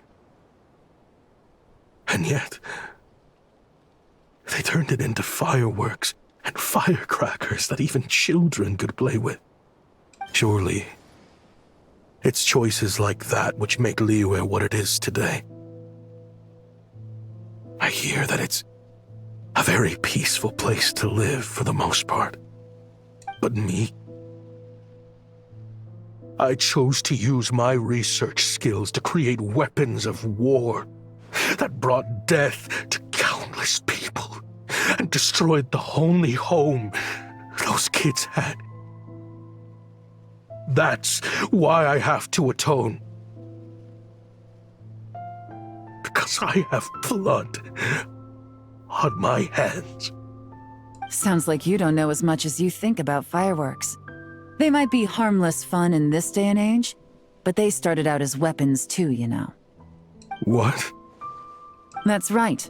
Fireworks and firecrackers were originally developed for use as weapons. They needed something a little more powerful than usual for purging evil forces and scaring off wild beasts.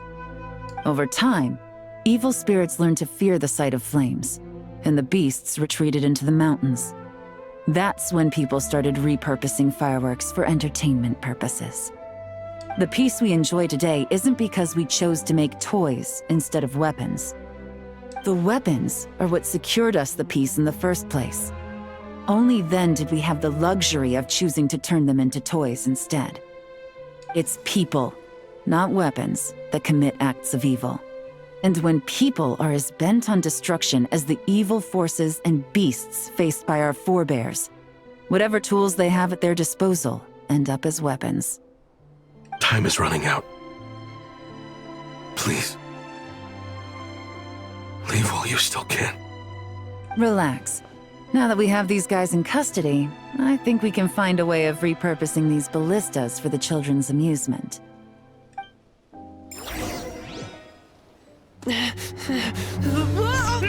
Still picking on them, huh?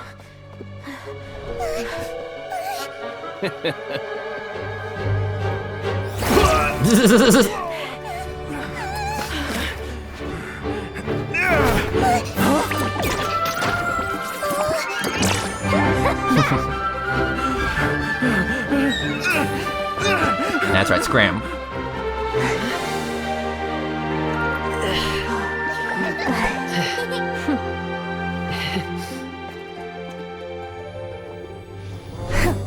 I knew they were looking for trouble, but they messed with the wrong manager.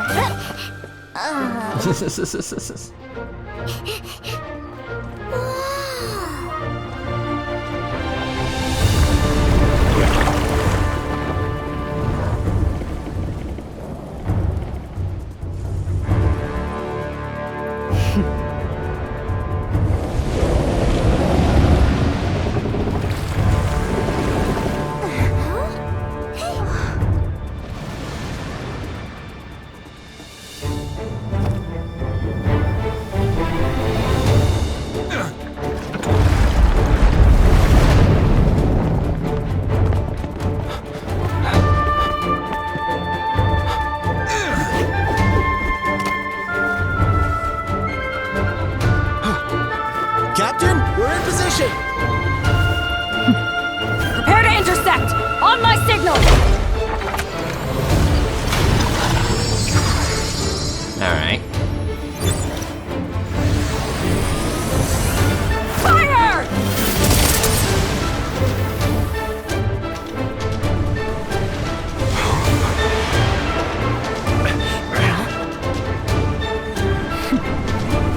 But how? Yeah. Enjoy the fireworks.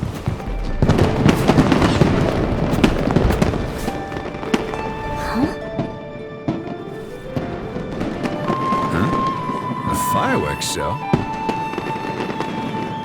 Oh.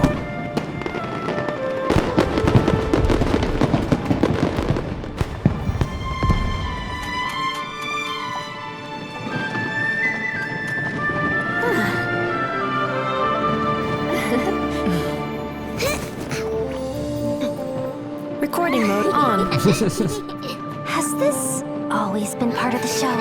No. Why are you complaining?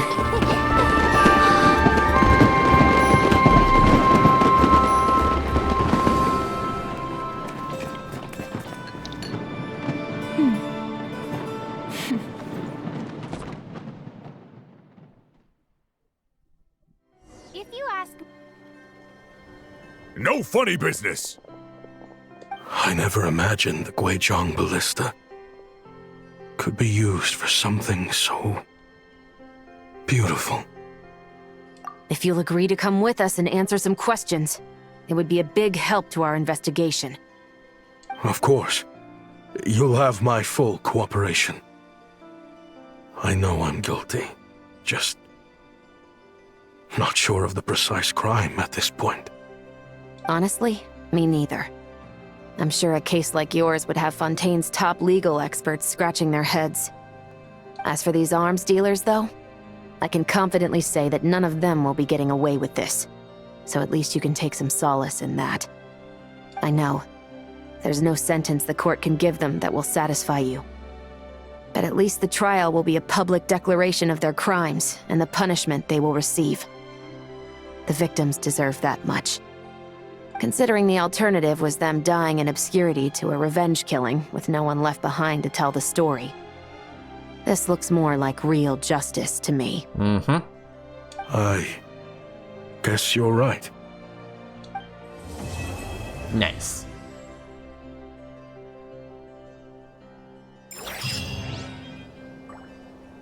Alright. Alright. Waiting 2 days.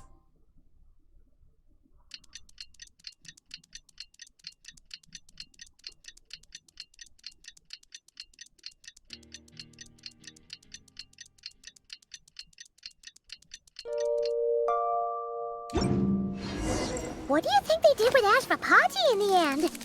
Let's go ask them for an update. Mm-hmm. Let's go.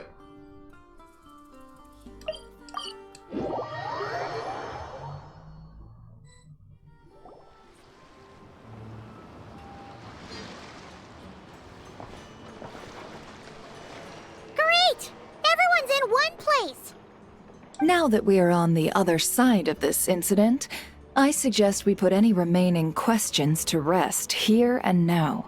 The Voynich Guild won't be responsible for any disputes remaining after this meeting. Understood. Well, there's been no serious harm to me or any of my compatriots. And with the arms dealing operation closed down, I've achieved my strategic objective. I'm happy to let the Fontaine authorities process the culprits from here on. I appreciate your flexibility. I'll need all of them in my custody to proceed with the case files. As for you...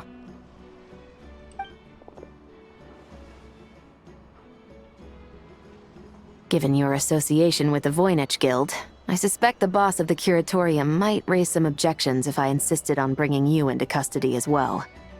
Then what do you propose, Miss Chevreuse? While pursuing one of the suspects in this case, it was unfortunately necessary for me to destroy a certain signboard in Nasha Town. Is that an official confession, officer? What I'm suggesting is that I don't file charges against Ashvapati, he stays here, and in return, you don't seek damages for the signboard. Sound fair? Deal. Huh. It went surprisingly smoothly. Paimon figured it was gonna be a whole ordeal. Uncle Ashvapati, we... They told us the whole story. Everything you've done. Even so, we still want you as our uncle. But If you'd been less trusting of the promises these men made to you back then, and left some weapons for your own people to defend themselves with, maybe things would have turned out differently. The way I see it, your crime wasn't the weapons research itself. It was failing to use that knowledge sensibly, to protect the ones you cared about. Yeah. You're absolutely right. Well then, what are you waiting for? The chance to atone for real is staring you right in the face.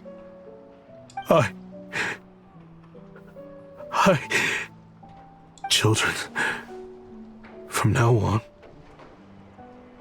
I will protect you with my life. Traveler, Yelan, on behalf of the Fontaine authorities, it has been a pleasure working with you both. I wish you all the best. I have plenty of other business to attend to, so it's probably about time I got going as well. See ya. Looks like you're a free man. I guess, but even if they won't arrest me, I still have a lot to answer for. I joined the Voynich Guild with my own agenda and nearly ruined their reputation. Are you really gonna let me get away with that? After you joined us, it didn't take me long to find out that you'd lied about nearly everything. Everything except your desert origins. That turned out to be true. I actually consider the desert my home too, so I was interested to learn who the real Ashvapati was. Thanks to the Traveler, I now know the full story. And my, what a story it is. Granted, the final chapter caused us a fair amount of trouble. But hey, sometimes that's the price you pay for a good ending. Are you serious? I mean, obviously I can't let you stay in the guild. Not after all the rules you broke. I completely understand. I'd recommend that you take these kids back to the desert. Why? The desert has been plagued by seemingly endless conflict since as far back as I can remember. But your story offers a glimpse of a different way of life. Maybe there really is hope for peace in the desert. The Sumeru of today is a different world than what it once was. With Lesser Lord Kusanali at the helm, who knows where the possibilities end? Maybe you could rebuild the home these kids once knew. I'm flattered, really. But that was a lifetime ago. I'm sure the sandstorms will have buried any last trace of that oasis by now. Sure, we could put up a few tents and call it a settlement. But what then? It would be a brutally harsh existence. There's no way around it. Where there's Mora, there's always a way. Hello, my dear customer. Why don't you discuss your needs with me? If you can dream it, you can buy it. So Mora is the answer, huh? All right. Say I wanted to buy a hometown for these children. You telling me I can buy that from you? Don't take her so literally. She's just doing her sales pitch. Sure can. Huh? Ta-da! I present to you one magical gemstone created by none other than the renowned mage Alice herself. Oh, really? Simply plant it in the ground and a spring will instantly start growing. Before long, you'll have yourself a fully fledged oasis. And the best part is, it's designed to work flawlessly, even in the most arid and sandiest of deserts. Heh. Oh, that's interesting. What the? Huh. Looks genuine to me. Goodness. They always say you can find everything at the Not Cry Trade Expo. Turns out it's more than just marketing hyperbole. Still, surely a treasure like this must cost the world. As much as I'd love to buy it, I don't think I'm the kind of clientele you're looking for. Actually, this could be your lucky day. The mage who tasked me with selling this insisted on setting the price herself, and she priced it as whatever keeps the kids happy. Needless to say, I could have found far more lucrative options. But alas, none of them would be worth breaking a promise to a mage over. Whatever keeps the kids happy? So what is that in Mora? Good question. I got it! How about I charge you whatever you 3 kids earned at the expo? Then you can say you bought back your hometown through nothing but your own hard work. I think that would keep the kids very happy indeed. Wouldn't you agree? Deal! Well, this was a strange turn of events. Yeah, you're telling me. I think it's safe to say that this was one of the more memorable trade expos. Alright. Dory.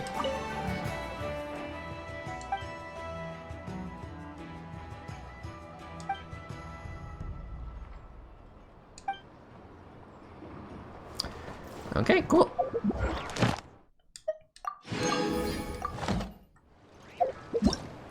Alright, yeah, I think we're done with the story portion, so I guess we could do the minigames. So let's see here.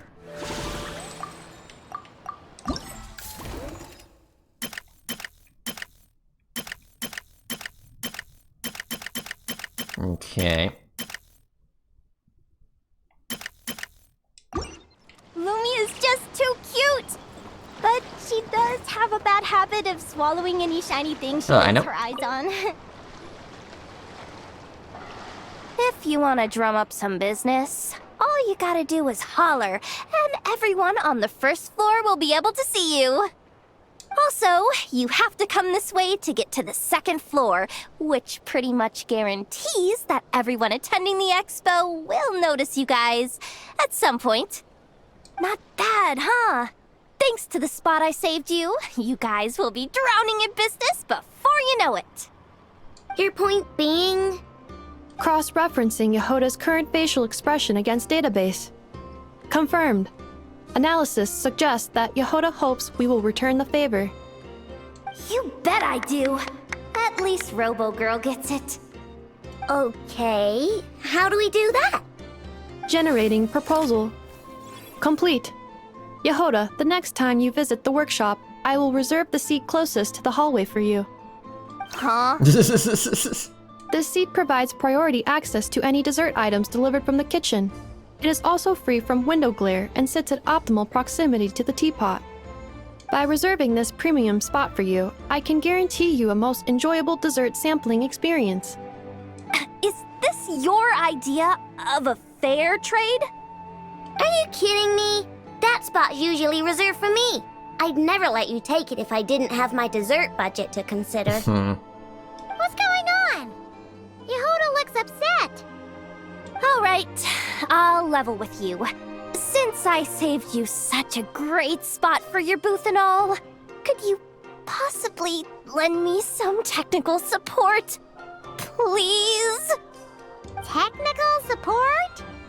This year's expo is way bigger than ever before, which means there's definitely gonna be more shenanigans going down too. I know, surely you have some kind of contraption that can, like, scare everyone at the expo into compliance or something. As the manager, I need something I can fall back on in case the you-know-what hits the fan. Let me think. If things escalated that far, shouldn't you just report it to Nefer instead of trying to deal with it yourself? Well, yes, technically speaking. But if, for example, it was somehow kind of my fault to begin with, I'd probably be better off solving it myself on the DL. Okay, what happened? Remember those 3 kids? Well, that punk who was harassing them wasn't just some random nobody. He was just the one that got picked to stir things up. There's a whole bunch of people here who aren't happy with the booth situation. Now, obviously, they don't have the guts to pick a fight with the Voynich Guild directly, but apparently, they at least have the guts to harass 3 kids outside the confines of the expo. The problem is, I'm not really supposed to get involved with anything that isn't strictly to do with the expo, so the whole thing would kind of be hard to explain to Neff. Not that I regret what I did, but jeez, Yehoda, you should know how to make life harder for yourself. Okay, yeah. Sounds like we need to be smart about this. Fine. Just this once, I guess I can lend you the Clink Clank Crisis Control Switch. Huh? Agreed. This option meets Yehoda's requirement for an expo-wide intimidation strategy. A Clink Clank Crisis Control Switch. What's that? This little guy right here. I made it recently after getting myself into a really sticky situation. To activate the switch, you just need to give him 3 taps on the head. If you do that, there's pretty much nothing in Nodcry that you won't be able to handle. Really? So what actually happens when you activate it? You'll find out if it comes to it, but I'm only letting you use it once, so you better save it for when you really need it. Okay, cool. I'll take your word for it. Okay.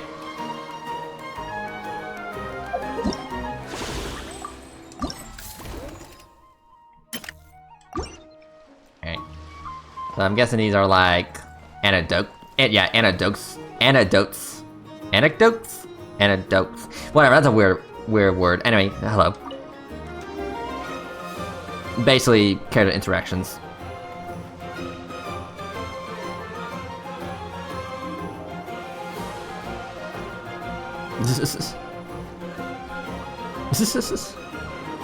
It's her! The boss of the Spina di Rosula! Huh? Uh-oh, things are about to kick off. What are you worried about, Yehoda? Shh! Don't you see him over there? Parasol Lady's the head honcho of the Fontanian underworld. Rumor is, she pulled the crumbling organization back together and avenged her father with her own hands. Oh, we don't want to get on her bad side. An eye patch over there is a merc captain from Liyue. She has a fleet of her own that sails the seas. Most people know to steer clear. I was worried this expo might not be big enough for the 2 of them, if you catch my drift. So I kept their booths far apart. Looks like they wound up meeting in the end, though. You don't think they're butting heads already, do you? What am I gonna do? Let me handle this. Hey guys! What's up? Oh, hey there, partner in Paimon. Partner? Can't go far in my line of work without hearing about the president of the Spina di Rosula or the champion duelist of the court of Fontaine. Thought I'd make some friends since the opportunity's presenting itself. Plus, now that the traveler's arrived, I wonder if these ladies might just agree to coming aboard for a drink. What's the traveler got to do with that? She doesn't know. You're too kind, Miss Beto. So, the thing is, over there is a friend of ours. She's managing the expo, and seeing as you're all big shots where you come from, she was worried you might, butt heads. Is that so? Well, I think you can put her at ease. Yeah, and if there's anything we can do to help, just say the word.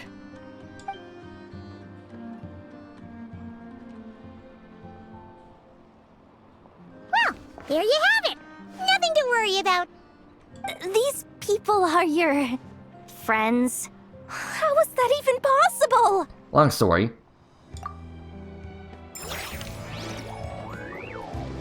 Okay, moving on.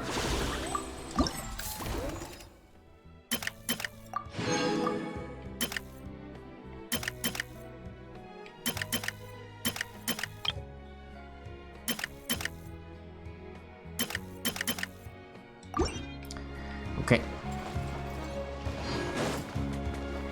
Oh, there.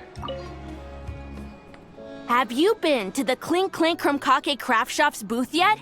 They're selling blueprints for a machine. With everything Uncle's taught me, I bet I could build one of those thwack and smack defense bots.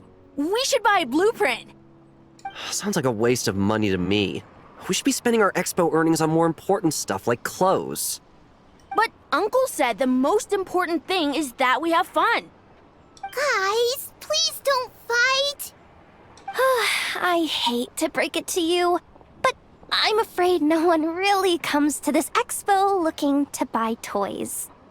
If you make any more here, it won't be nearly enough to buy yourselves a blueprint. I doubt it'll even cover your new clothes. Oh! Hi, Yehoda! Hi, Traveler! Hi. I came here to make sure you kids stay safe, so listen carefully. If you want to look around the expo, that's fine, but you need to be extremely careful when talking to any strangers, okay? A lot of crazy people show up to this expo, both sellers and buyers. You don't know what they might be capable of. So if anything happens, don't try to deal with it yourselves. Call for me right away. You got that? Yehoda's really serious about looking out for these kids. Well, it's kinda my job. I'm supposed to be the one in charge. Oh, just take a look around. This booth is the only one being run by a bunch of kids. If there's anyone out there aiming to cause trouble, you can bet they'll start with the weakest target. Alright. I definitely noticed that some of these interactions were like before the main quest. So kind of breaking the timeline here, but hey, it's fine, it's whatever. Also, yeah, this is, part 2 of this is available.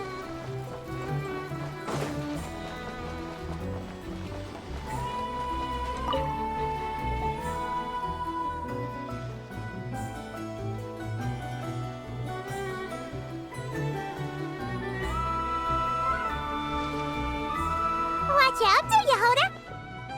Just keeping an eye on things.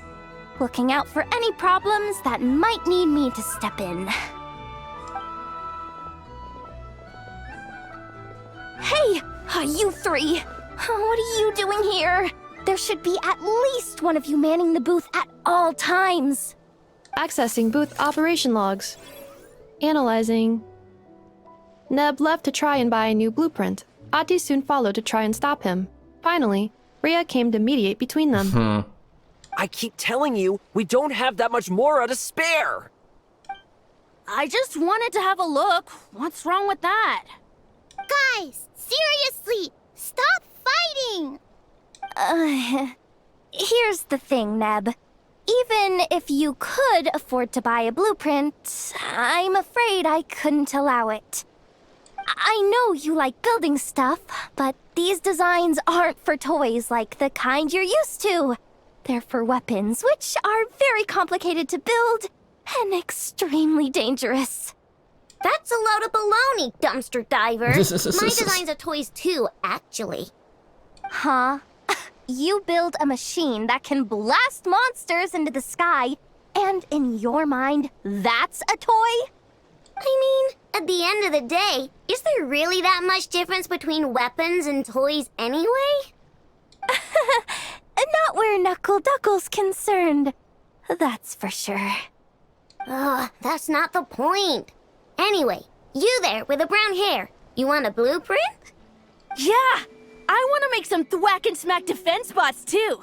I also have some design ideas of my own. And with your bots as the basis, maybe I'll be able to try them out for real. I get it.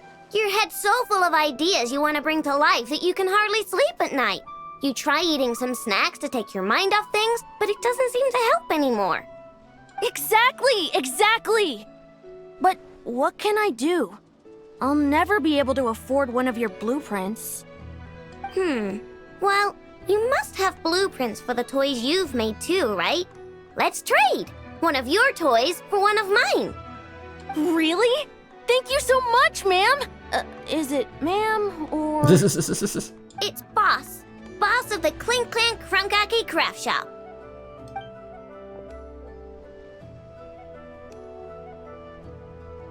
Thank you so much, boss of the Clink Clank Krumgake Craft Shop. Well, that's wholesome. That was very thoughtful. Who are you, and what have you done with Ido? What's that supposed to mean? I'm a boss, aren't I? A lot of people depend on me. Looking out for them is a big part of the job. Did that really just happen? For a moment there, Ino stopped being a little kid and acted like a full-on grown-up. A grown-up who's shorter than the kid she was looking out for, but still. Previous records indicate that Ino has a 94% chance of adopting such behaviors when encountering a child in a similar situation to herself. Okay.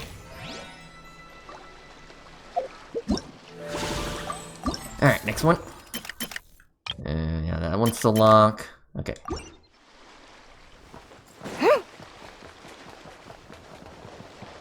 Hello. Lee Ben.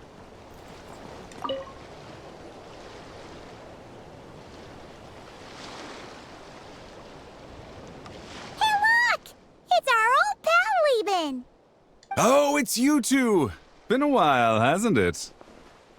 Wait, you know this guy too? Okay, I'm slowly starting to get why Boss Neff asked you to help me out. I'm a badass. Ah, you must be the expo manager. Was there something you needed from me? Nope, just checking in. You're just selling a few ordinary items, is that right? That's right. Okay. I mean, we've got people selling toys this year, so why not? You seem confused. In the right environment, ordinary items don't have to fetch an ordinary price, you know? I'm sure I'll meet someone at this trade expo who recognizes their hidden value. Cool. Well, you do you. I'm certainly not gonna stop you. What about you, friend? Care to do some business? Well, to be honest, I spent most of the ones in my inventory to purchase this batch of goods. The ones you see here are just for decoration. But I'm confident that I can make a killing here, so I'll be sure to make another batch of Box of Marvels should the opportunity arise later. Alright.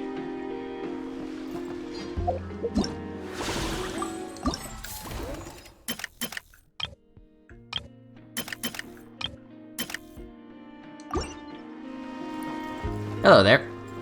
So, aren't you a Fatus? Wait, that's a familiar face. Isn't that Viswava? Who? Why, if it isn't the Traveler. Knew there'd be some big names here. I'm serious. I'm being serious. Who the fuck is she? Like, was she like in a side quest that I just completely forgot about? Let's get the official business over with first. Unfortunately, you're the first seller at the expo to receive a complaint. We've received word that the muskets you're selling are a few shots away from turning into scrap. Well, yeah. It's written here plain as day. Muskets for sale. Condition extremely poor. The internal grooves have been worn away and the ammo might be damp. Best practice is to pray that it doesn't explode before each use. Oh, wait, so you weren't speaking in code to cover your tracks? Code? Yeah, sometimes people bring stuff that needs to be kept on the down low, so they dress it up as junk beforehand. Happens on the black market all the time. You're overthinking things here. This stuff really is junk. We were just gonna scrap them, but my superiors thought we might as well try and make some more off of them. And who knows? If the prayers are answered and the gun ends up firing a few times, the buyer hasn't totally wasted their money, have they? Guess not. I mean, a weapon on the brink of ruin that's still capable of considerable firepower. Doesn't that just scream black market to you? Yeah, but who would buy something like this? Maybe collectors who don't care if it works, and desperados who don't care if it explodes. Fair enough. Oh, hello. Okay, what are you two doing here? Oh, Blintz and Itlua! Fancy seeing you here! Ah, Traveler. Paimon. How do you do? You here to buy some stuff? That's our secondary goal. To put it in Mr. Flintz's words, it's important for Lightkeepers to spend some time in the land of the living every once in a while. That sounds like something he'd say, yeah. Are you interested in these muskets? Since we're friends, Paimon will let you in on some insider info. This officer here is basically selling scrap. Oh, I'm well aware. The sign makes that quite clear. True. I'm interested in this particular piece because it brings to mind a picture I once saw. It featured several Ratniki and a Fatui officer who fought alongside them. The weapon that the latter used was identical to this one. The Fatui teamed up with the Lightkeepers? That's not unusual. I've heard similar stories from our older members. The owner of this musket must have been a hero who stood against the Wild Hunt as well. But why would you sell a hero's firearm? That's just how the rules work on our end. Everyone agreed to it. Whether it's a no-name sergeant like me or a renowned hero. Our equipment is to be collected and redistributed once we're dust on the wind. The stuff that's usable is given to new recruits. And the scrap is sold for whatever price it can still fetch. That way, we can at least put it towards feeding the grunts, you know? Better than following them to the grave. Huh. I think I'm going to buy this musket, Mr. Flintz. Could you tell me a few more stories about it when you get the chance? Of course.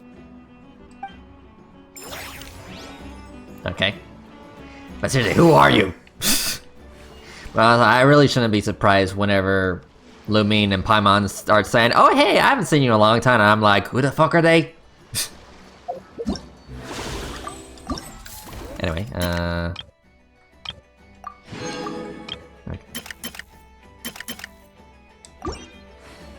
On to the next one. Hello there. Welcome to the Treasure Hoarder booth. Treasure Hoarder booth, huh? The treasure hoarders have a booth? Yep, every year. This is the largest legal black market in all of Teyvat.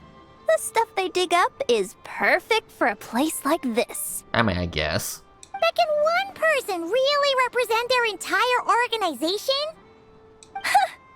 No way. Treasure Hoarder is just a catch-all title. Their internal structure is crazy complicated. The thing is, the members who'd apply to set up the exhibits used to give themselves ever more highfalutin titles. You know, to boost buyer confidence. Over time, it became an unwritten rule that each expo can only have one Treasure Hoarder booth. The different factions usually duke it out beforehand for the right to take part. To be honest, I see myself as a member of the Fruity Order first, and a Treasure Hoarder second. Yeah, never heard of it. What? Have you been living under a rock? Never mind. You'll hear all about our heroic deeds soon enough. Yeah, sorry, I only hear stories from actual playable characters, not random generic NPCs like you. The Fruity Order's a familiar name around here, at least. They've been winning the Treasure Hoarder Expo rights for a few years now. Although, this guy is a new face. Oh, hello.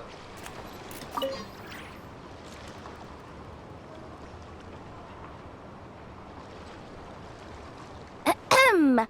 So what's the situation in need of mediation? This person's been glaring daggers at me from behind since she arrived. Hey, you! I'm a member of the Fruity Order, you hear? What a coincidence. So am I. Wait, really? I first encountered the humor and intelligence of trendy Zaytun Peach in the New Tide anthology. Then I heard the legend of intrepid Valberry while I was in the Fortress of Meripede. The more I heard about your order, the more it drew me in. I've been searching for so long, but I was never able to find an actual member. So when I heard that the Nodcry Trade Expo was being held again, I applied under your name. And now, I finally get to meet you!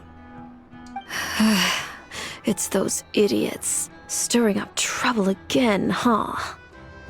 So what I'm getting is that this guy's an imposter? Imposter. He's sus. Our orders won the expo rights several years in a row, so we announced that we were backing out of the running this year to avoid conflict. Then, this guy had to come along. A few of the other groups were looking to duke it out, so imagine their anger when someone claiming to be one of ours snatched the expo rights again. Well, no one's made any trouble for me. Wait, does that mean you've taken them all out already? Man, I knew it! The fruity order's as good as they say! Can I join? We can't make trouble at the expo. Voynich Guild rules. Once it's all over, meet me at the harbor in Nasha Town. I see. All right, I'll be there.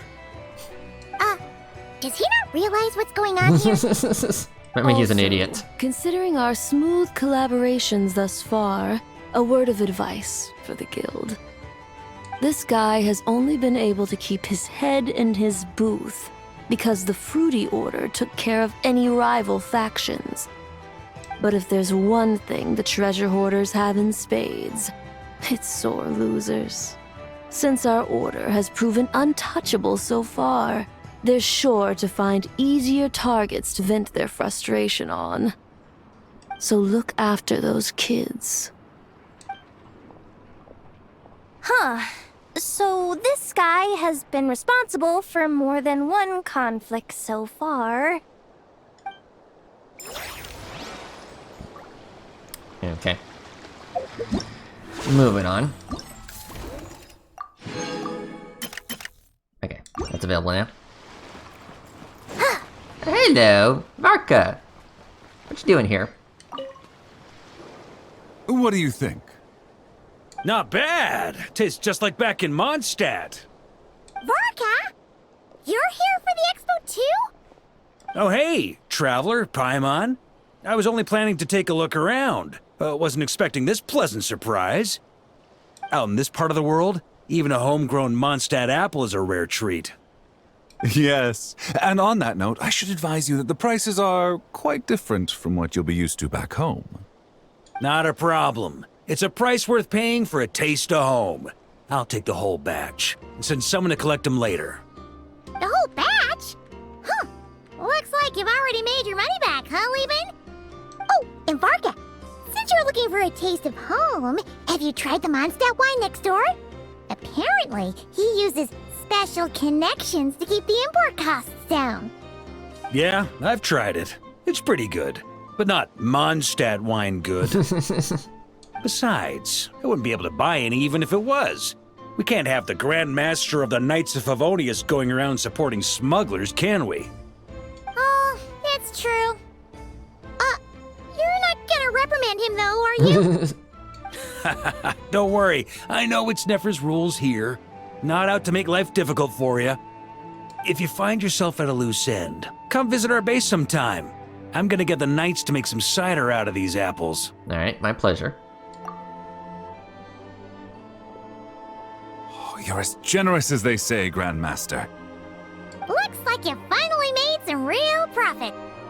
Hey, don't make me sound so incompetent. Though I'll admit, I wasn't expecting to make my money back quite so quickly. Now I can start thinking seriously about my next venture. I'm planning on heading to Snezhnegrad, actually. I hear they're running low on lots of supplies because of Project Stuja. That's a business opportunity if I've ever seen one. With any luck, maybe I'll have the pleasure of seeing you there. Yeah, in Snezhnaya. I mean, that did sound like an area, and I mean, like that word did sound, you know, Snezhnayan. Well, good luck out there. Hope you strike it rich. Yeah, he said Snezhnagran, something like that. Anyway. Alright, let's see here. That's still lock. Okay. Alright. Hello there. This exhibitor's demands are ridiculous! What's wrong? This exhibitor is apparently selling some rare Natlanese artifacts. And he's making some extremely unrealistic demands about how he wants them stored. I know the contract says that we're responsible for storage, but I'm sorry. It's unreasonable to expect us to meet these requirements. Unreasonable? These are rare and very fragile historical relics we're talking about. You can't just throw them into a warehouse, okay? They have to be handled with care. Too miney? Yep, that's too miney, alright. So, what exactly do you need? Well, I suppose I can use the assigned warehouse if I really have to. Just don't tell Granny Eatsley about this, please. Whatever too miney means, it seems like it carries even more weight than name-dropping Boss Neff. Yeah, we should really tell her that we are truly a badass. Alright, okay. Okay, right here. Oh, there.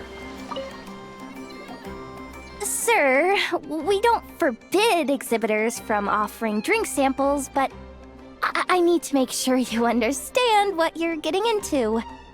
Any samples you offer are at your own risk. If anything goes wrong, like if a customer has a bad reaction to one of your products, the expo can't take any responsibility. Rest assured, ma'am, what you see here is 100% pure Mondstadt vintage. Straight from the Dawn Winery's cellars, actually. Really? Wow-wee! You don't often find Mondstadt wine this far away from home. Ah, you're telling me. If you try to ship this stuff through the proper channels, all the taxes and tariffs would send the prices skyrocketing. Yeah, taxes and tariffs. But that's where my connections come in. With me, you get Mondstadt wine at Mondstadt prices. Cool! What kind of connections? Hey! You can't go around asking people questions like that! Oh, hello. D-Luke. I can't believe you came all this way to investigate me. Still, as a member of this expo, I'm protected by the Voynich Guild. There's nothing you can do to stop me. I know. That's why I'll be taking this up with them directly. It's been a while. What brings you here this time? Are you representing the Dawn Winery, or are you here as Owl? Take your pick. Even Owl would take issue with people smuggling the winery's products. I understand, but please be assured that I would never pit the rules of the Voynich Guild against the interests of the Dawn Winery. Our long-standing collaboration is far too valuable to me for that. No faction exists in Nodcry that can impose their will on everyone else. The rules we have now are a result of the tug-of-war between them all. In any case, I only allowed this gentleman to sell his so-called Dawn Winery vintage here because I'm confident that it poses no threat to our collaboration.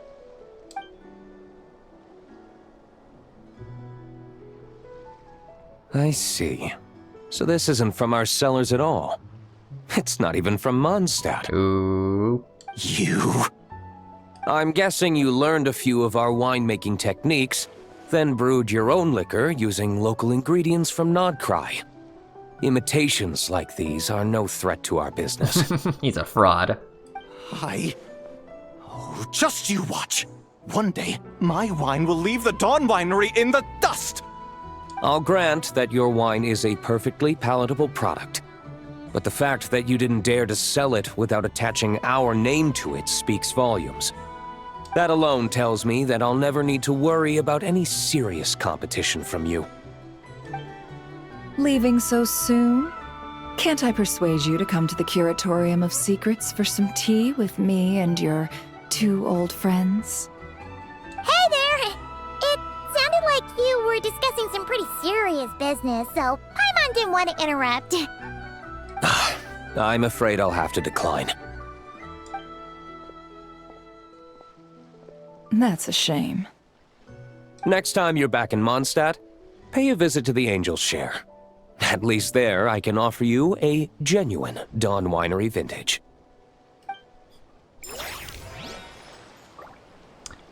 Okay.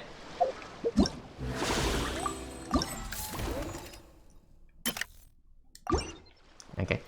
This one's available again. Oh, hello! Said Lolly. Chaska. See, Lolly, I've been told that the merchants here are all protected by the organizers.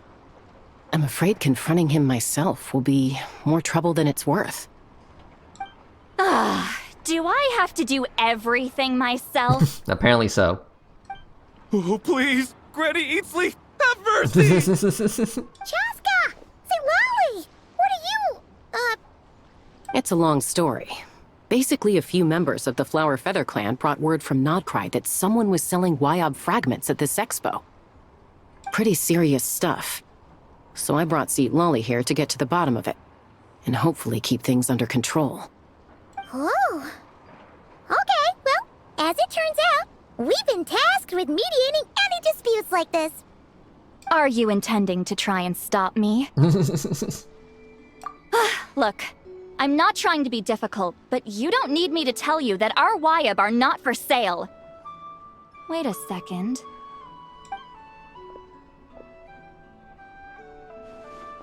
This is just a shard of a Wyob pillar, and its power is long gone, so it no longer has any connection whatsoever to the Wyob. So, tell me, how much did they pay you to ship these out of Natlan? About 800,000 mora apiece. What? Apparently, people outside of Natlan don't know all that much about our culture. Some people take one look at those pillars and start bragging that they found a Wyob fragment. I didn't want to correct them, because that way I could drum up the price. Ugh, forget it. Since you asked me so nicely, I'll let him stay here until the expo's over. No point making a mountain out of a molehill. Thank you, Granny. Oh, thank you, Granny Eatsley. Oh, don't start thinking you're off the hook. Once this is over, you're going straight to Biram to face the music.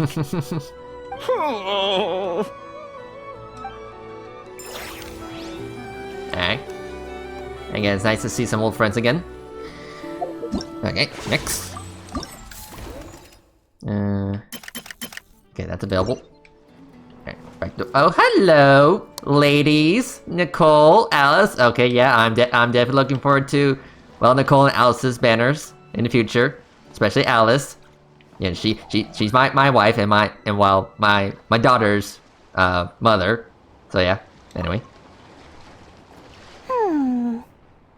Hey, it's Alice and Nicole!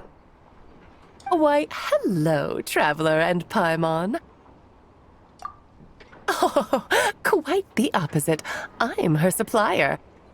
Nicole came up with a delightful new pricing method recently, which I've asked dear Dory to try out.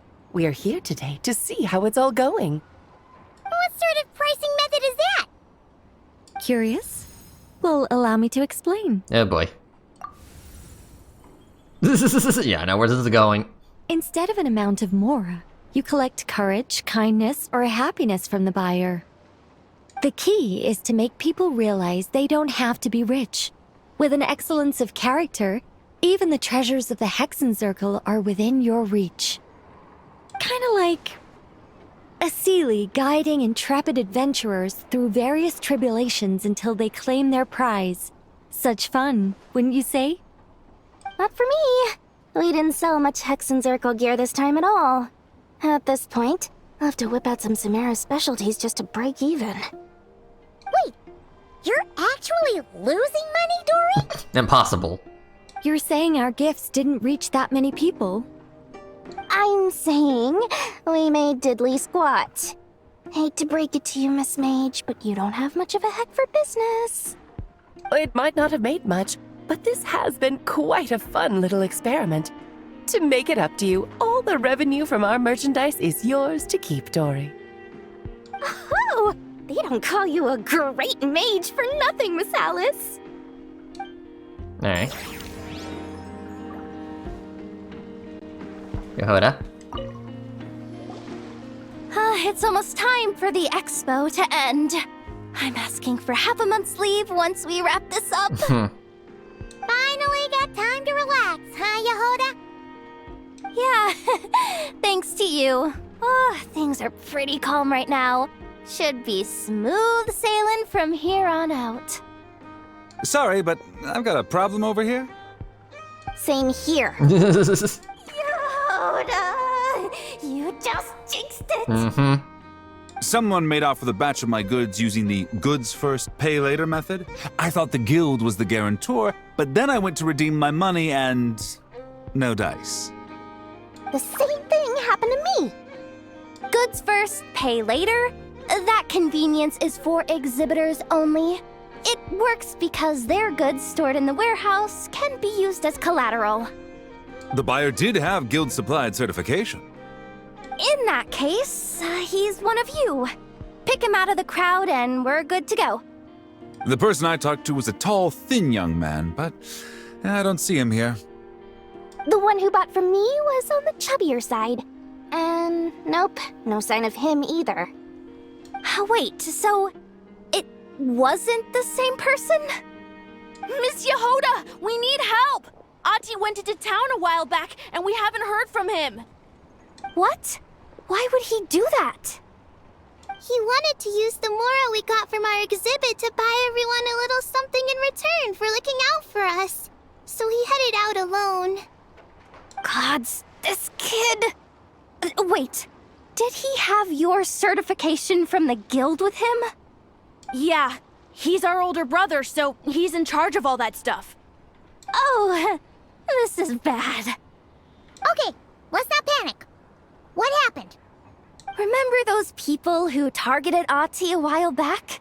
I'm worried they kidnapped him and are using his certification to scam goods off the other exhibitors.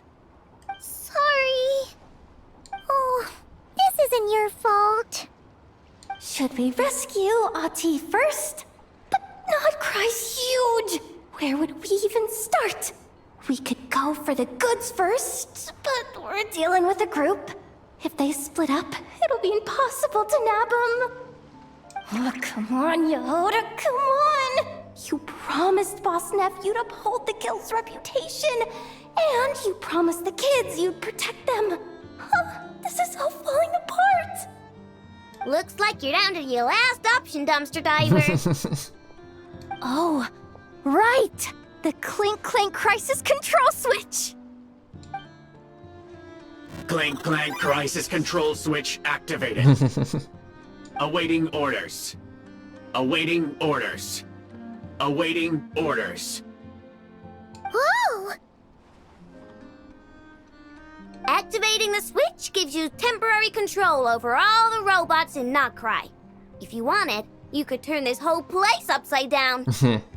But it won't last long, so think about what you want to do first. In that case, let's get the stolen goods back first.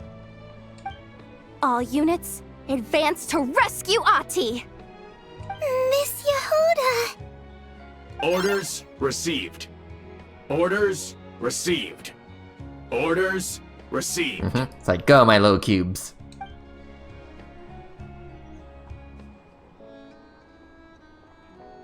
Alright. Ati! You're alright! That was easy. Sorry. I made you all worry.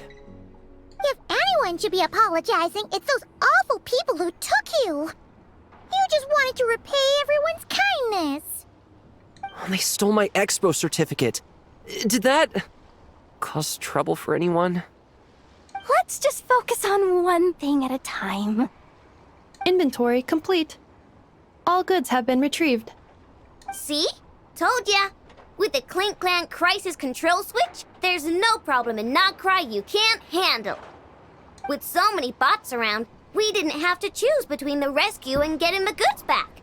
We were able to do both. I know.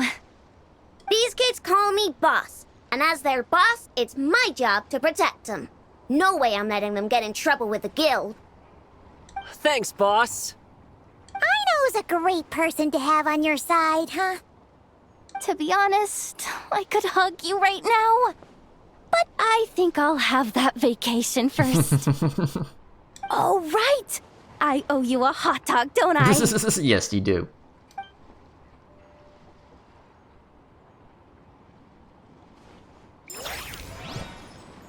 Okay. Anyway, let's see here. Next. Actually, I think that might be it.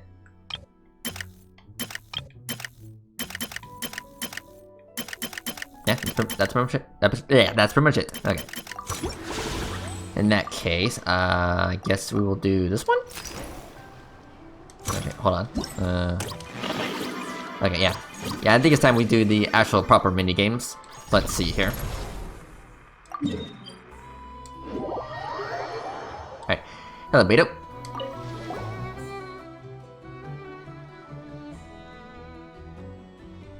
Alright, I'm ready.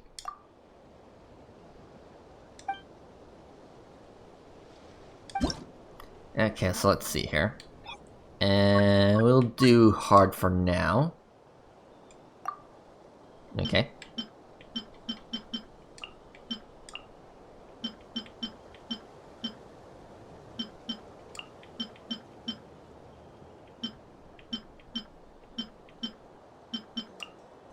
Okay. Begin. Okay. Start. Locked and loaded, waiting on your signal. Alright, what's this? A moonlit night for all. Be gone, shadow of darkness! All the light... The sky's clear, the glazed moon shines! Fire support ready! Select a target! Alright. Alright. Yeah, fire! I feel like we've already done something like this before. Yeah, we do like an we do a little bit of actual combat, and then we do have access to like a, you know, a special attack. The enemy formation.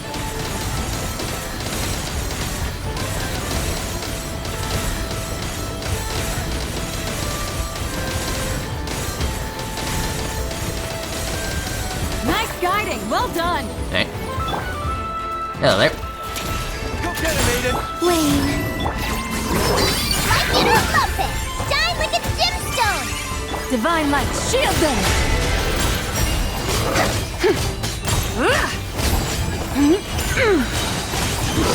Foolish! Fire support ready! Select Okay. a target! And fire.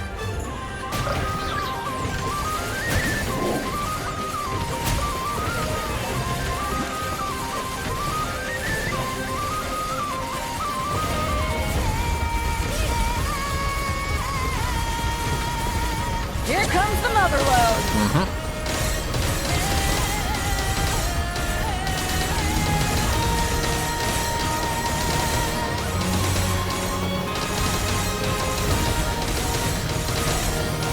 Nice guiding, well done! Alright. Hello there. All the light... 3 moons converge. Okay, that hurt. That hurt. The sky's clear, the glazed moon shines! Be cleansed! Smite the dust! Fire support ready! Okay. Select the target! And fire.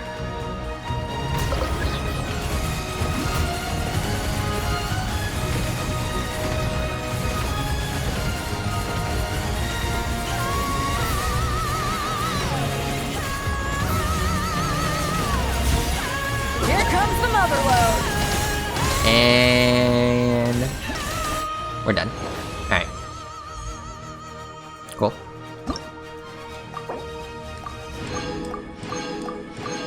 Alright, very nice. Alright, move on. Okay, interesting. Sure, I guess I'll bring Fischl, why not?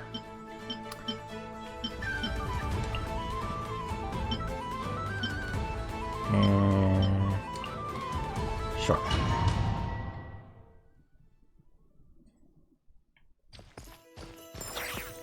Alright. Locked and loaded. Yeah, let's do Waiting this. on your signal.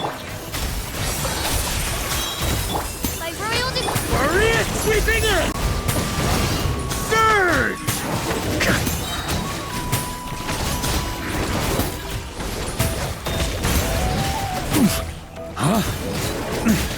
Time to shine! Shower me with the...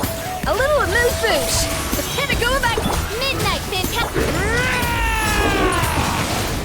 Surge! Up the ante! Fire support ready. Okay. Select a target. And fire. Oh. Yeah, these poor slimes.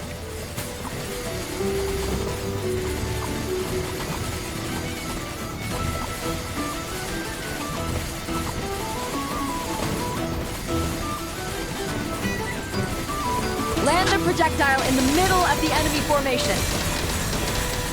Or, just spray and pray.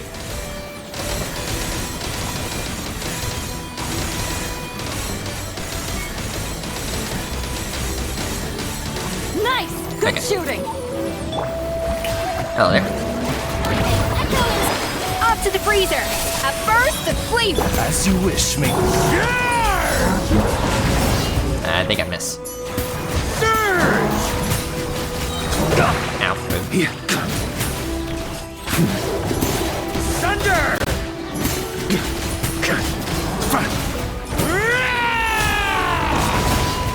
Time to shine! Shower me with The pinnacle of excellence. A little amuse. Midnight Fantastic! Careful, fire support ready. Okay. Select a target. And fire.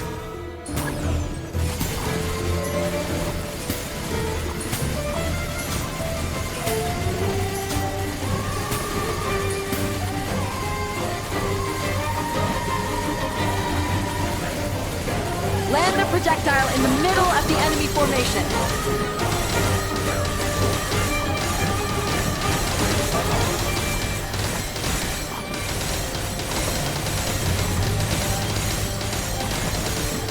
Nice guiding. Well done.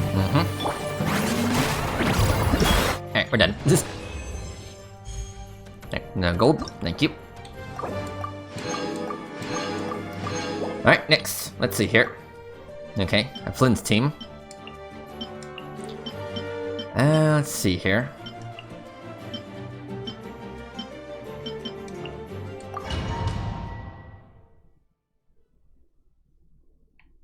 Okay, let's begin.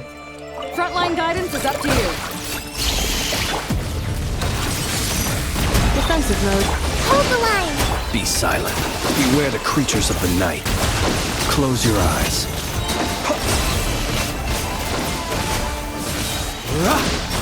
Observe. Night. Fire support ready. Alright. Select a target. Alright. Yeah, bring on mechs.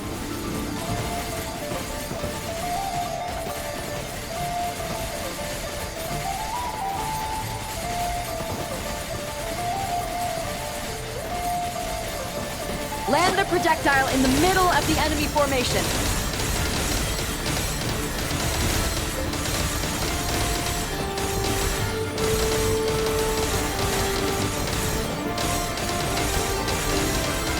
Nice guiding. Well done.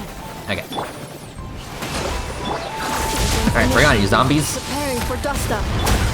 Rush attack! You're blocked! The long sleep beckons. Close your eyes. Observe. Night falls. Be silent. Do you fear the dark? Annihilation mode.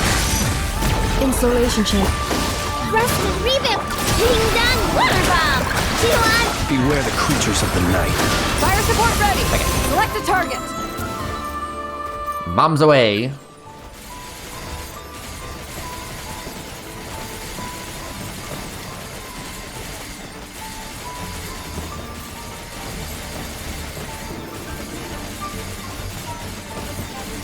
Here comes the mother load.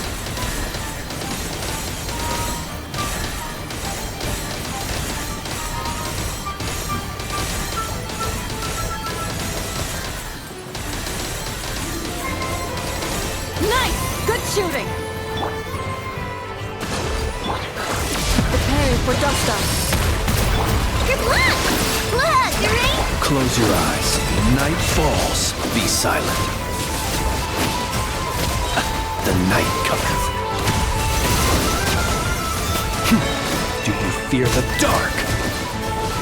Ultimatum protocol. Defensive mode. Ding dong water ball! Covenants of the deep! Alright. Easy peasy.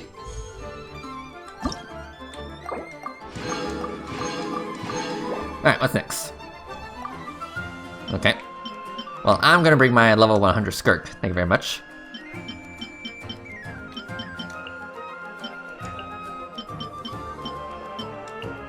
Okay. Begin.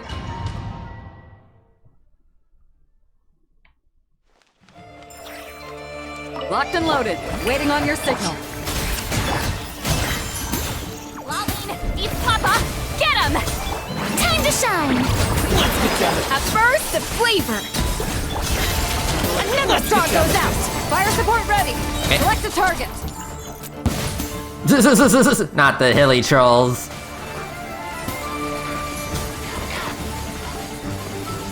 Like, haven't they been in our punchy bags for far too long?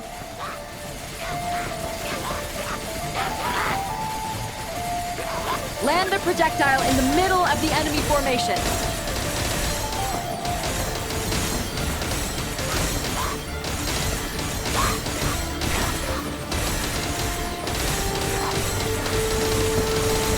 Nice guiding. Well done. Okay. Hello, fungi. Suffer the wrath of Eatflea! Get... Strike a pose! Let the world come alive! Annihilate.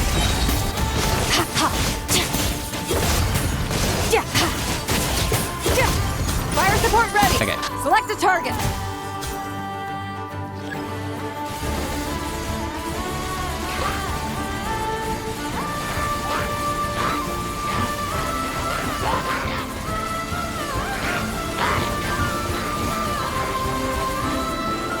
Here comes the mother load.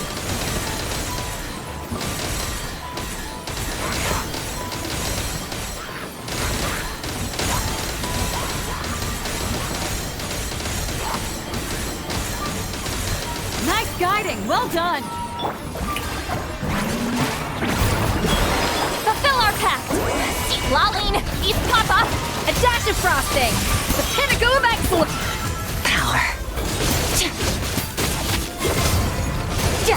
Fire support ready. Select a target.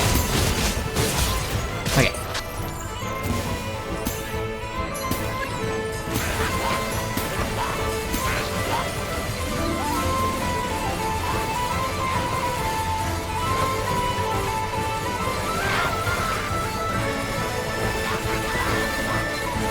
Here comes the mother load.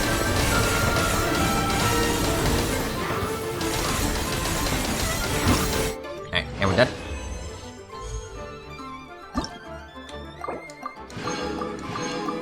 Okay, one more.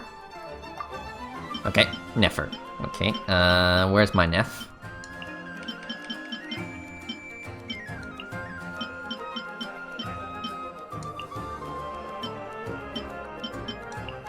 Okay, begin. Alright, what's this? Locked and loaded. Waiting on your signal. It ends here. Look, a rainbow! Branch into song by the frost moon of old. No more lies.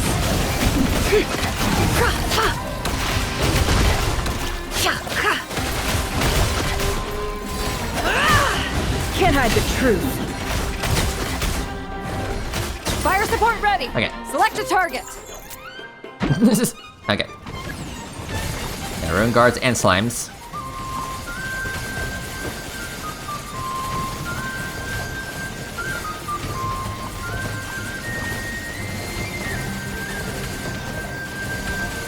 Land the projectile in the middle of the enemy formation.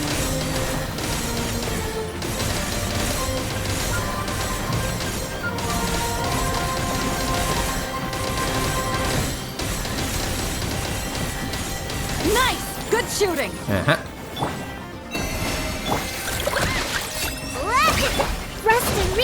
It all adds up. It all falls into place. Seek within. It all falls into place. No more lies.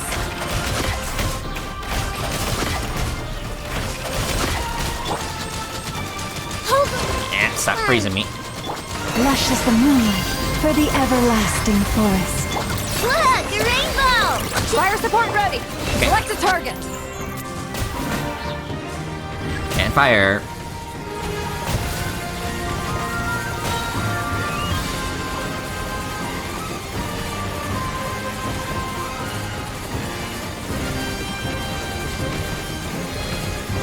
Land a projectile in the middle of the enemy formation.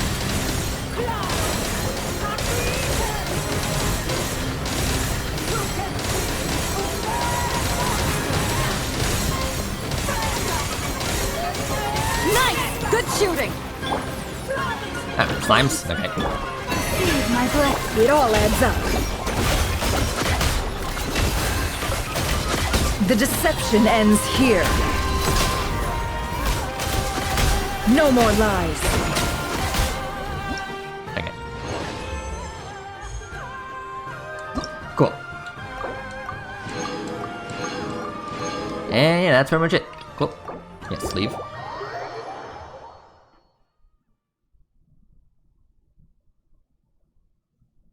Alright, well, thank you, Beto. That was interesting. Even if it was just a, you know, the generic combat event.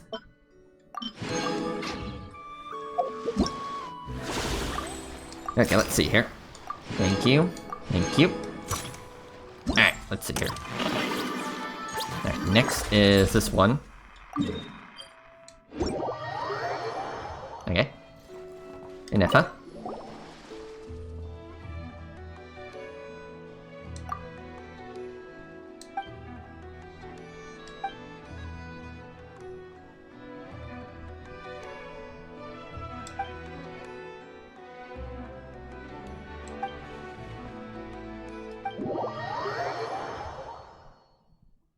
Oh, hello. Okay. So, what am I doing here?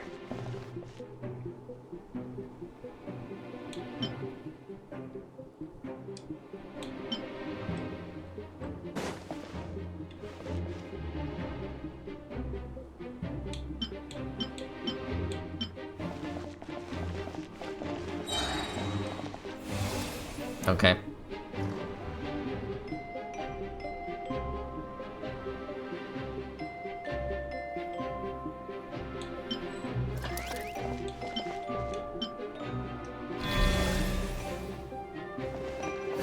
So is this supposed to be like, what, Plants vs. Zombies?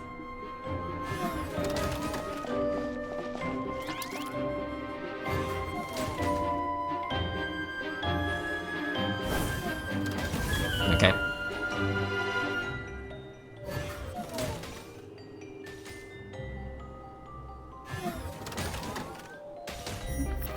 Wow. Real exciting.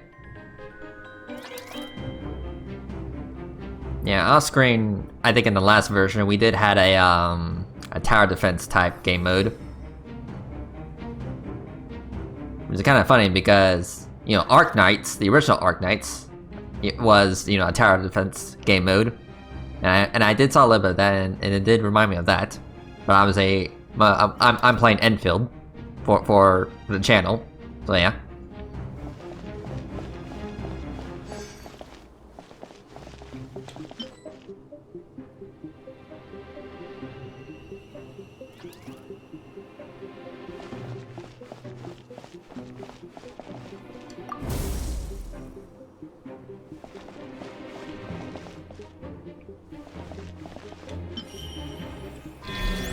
Okay, I see.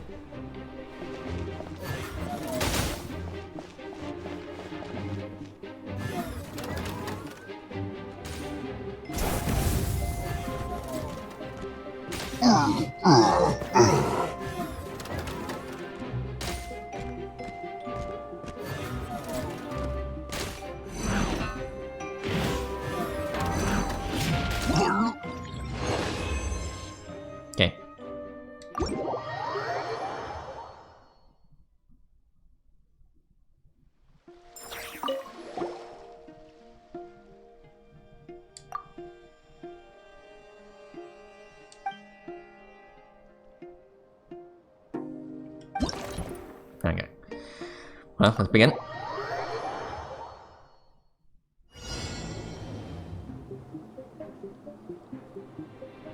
I will be your opponent during training mode. Okay, let's see here.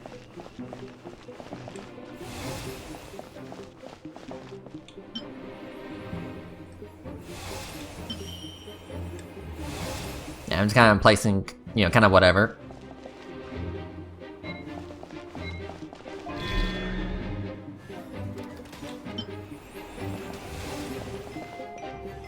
Yeah, I'll just place down whatever I feel like. I mean, it's a single straight line.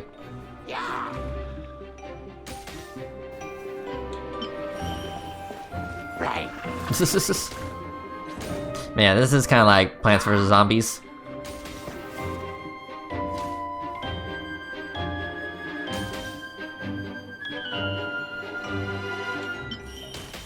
Two separate mechanical combinations, like placing a cake atop a steak. Okay. I'd almost never hear this analogy. Funny. Yeah, big robot.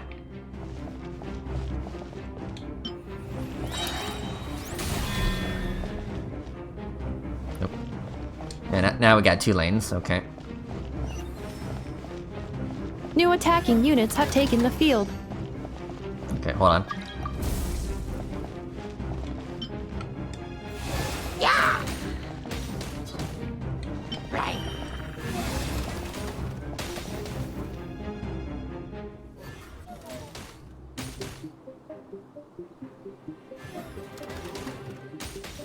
Yeah, just playing the waiting game. Again, not a fan of these types of mini games where I just kind of sit back and, you know, wait for the units to do their thing. Okay, the third lane is. Okay, let's see here. Sure. Ow. Well, that's just a waste.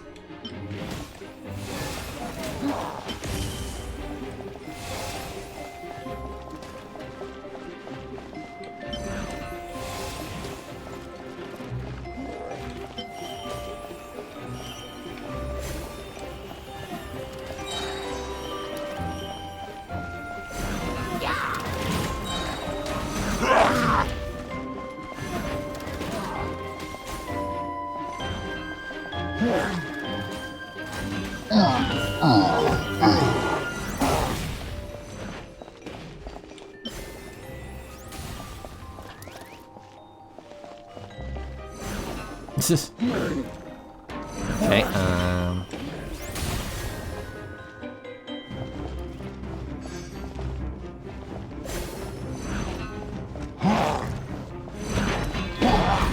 okay, well, he's definitely holding the line.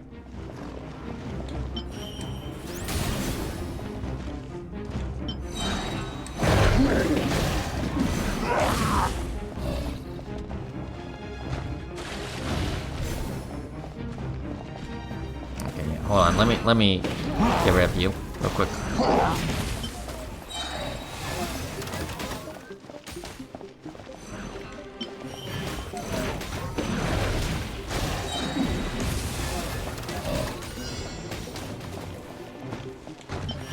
Things are kind of getting hairy, not gonna lie. Yeah, shit.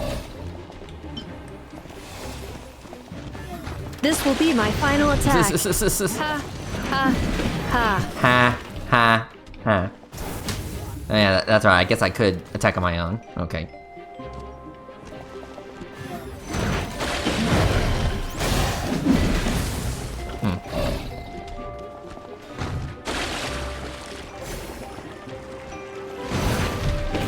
I think I missed.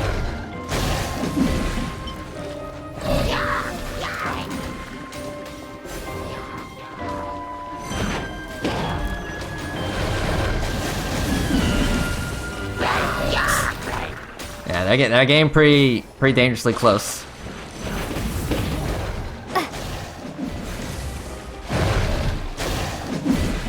Traveler's defenses have been breached. Yeah. I am quite good at this. Well, you're a robot.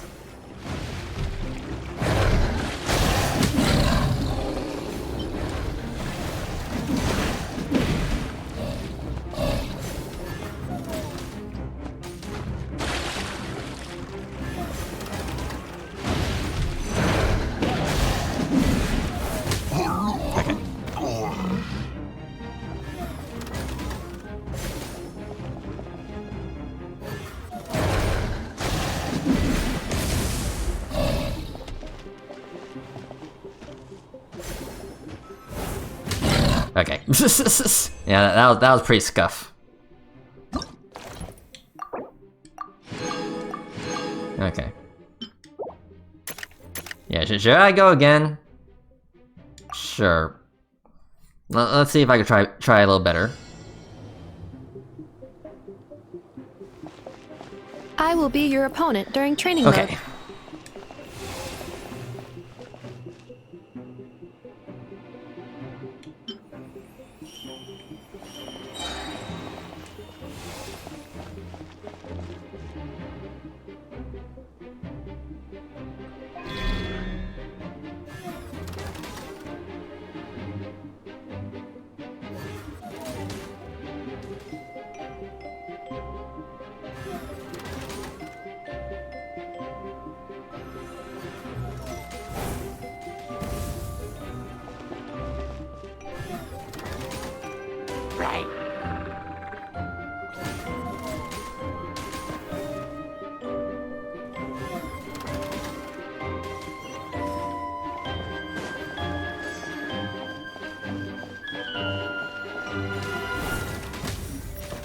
Okay.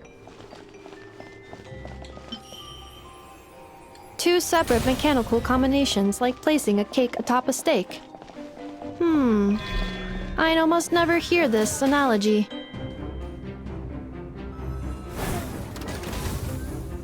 New attacking units have taken the field. Yeah, I see them.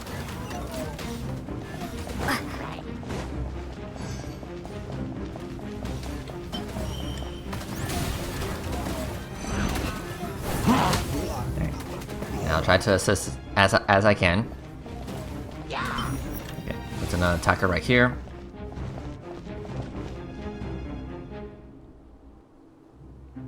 Question. Yes, I can. Okay.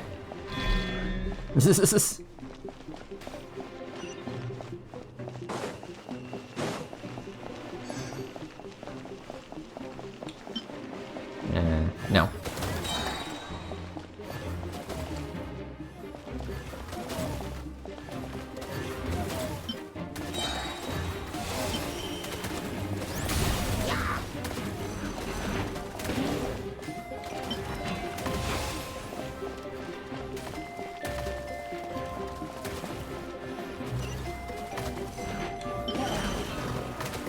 Hold on, Benji. Okay. How about now?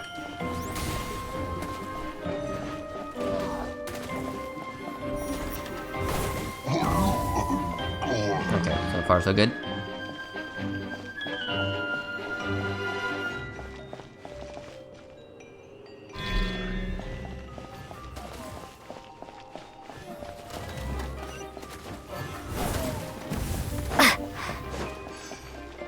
Okay, so how about we put defense right here, and attacker right here. Oh. I don't think so. Calculating efficiency of commands. 3 times higher than standard.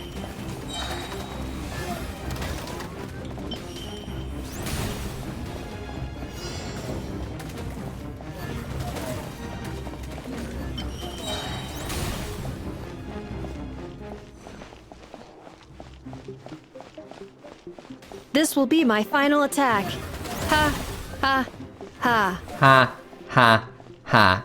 Yeah, because she's a robot.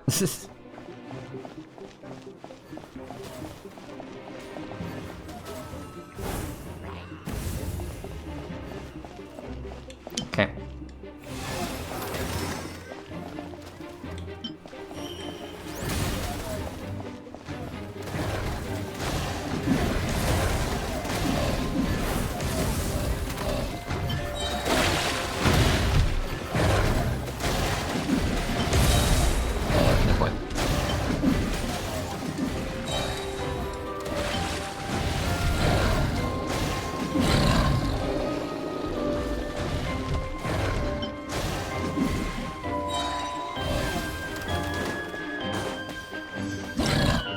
Okay.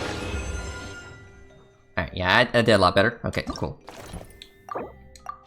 Alright, now we move on to stage 2. Oh boy.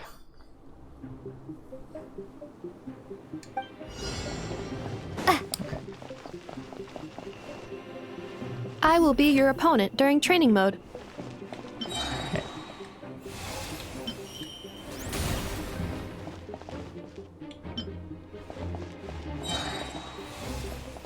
Okay, begin.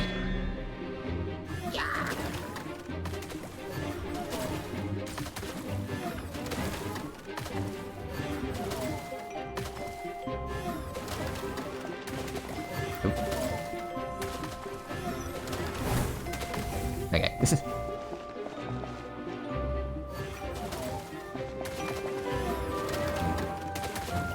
Special reminder, please check your starter rewards. Okay. Yeah, I don't think so, you little shits.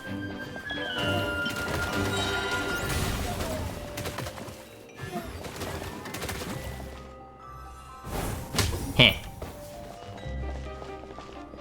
Okay.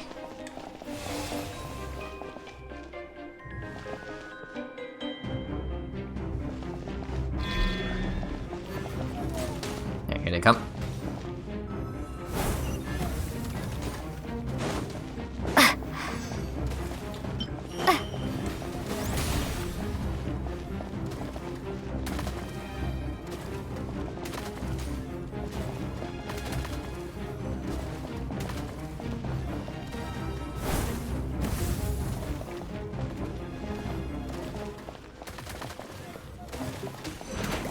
Why, you're not, what, can you not attack the flying ones? Okay, hold on. Dismantle.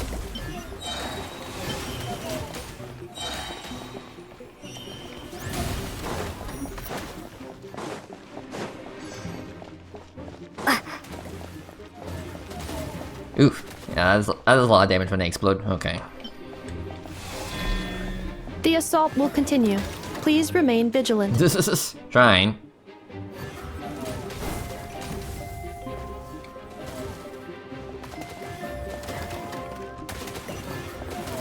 I'm gonna dismantle you real quick. Shit.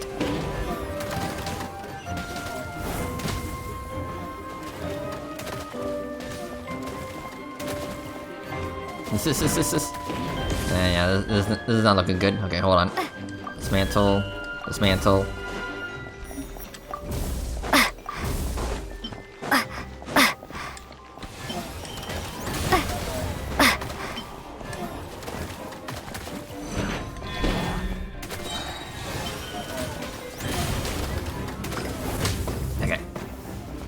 Traveler's defenses have been breached. Yeah, one got through. I am quite good at this. Okay. Okay.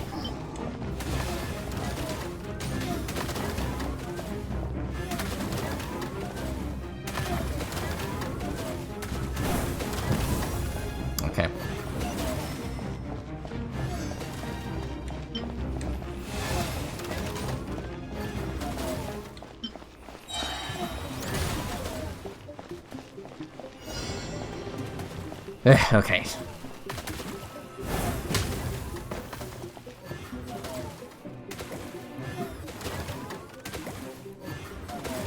This will be my final attack.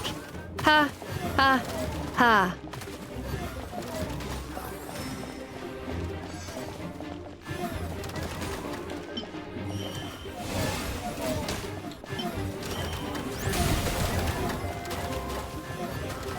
I don't think so.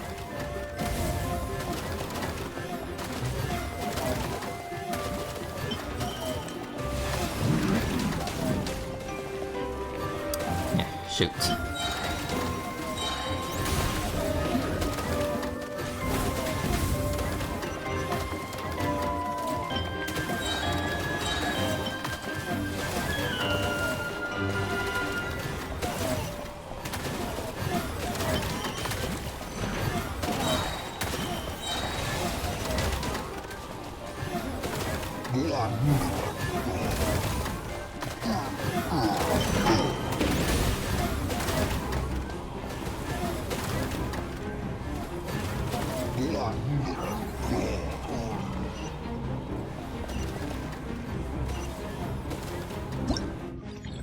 Okay. Okay, yeah. Yeah, I did still manage to get 3 stars. You know, surprisingly. Okay, next. Okay. Alright.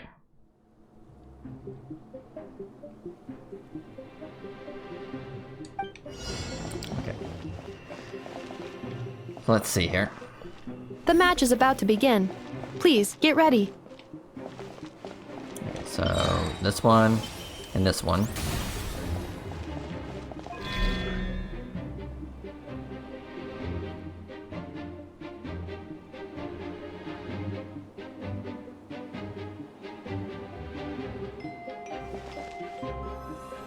Yeet.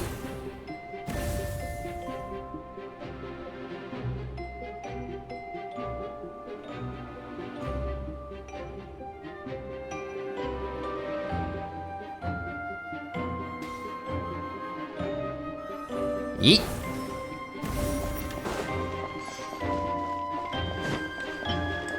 Place another one right here.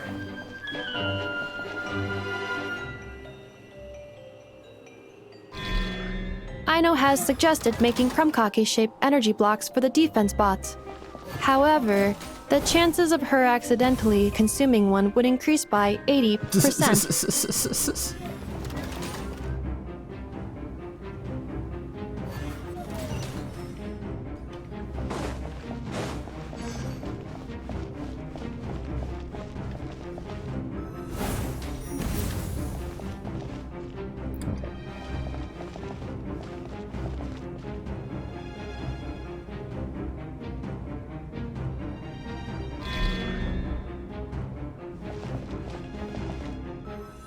Yeet. Nice. Okay.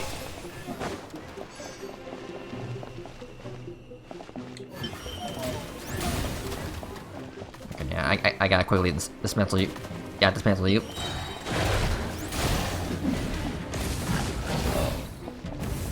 Are you kidding me?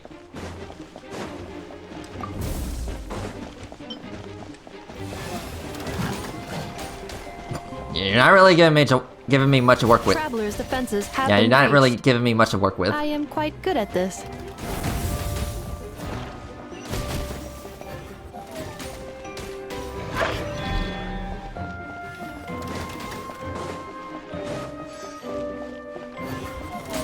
Hmm.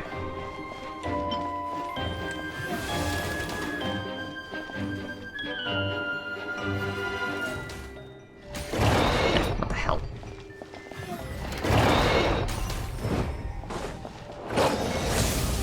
Hmm.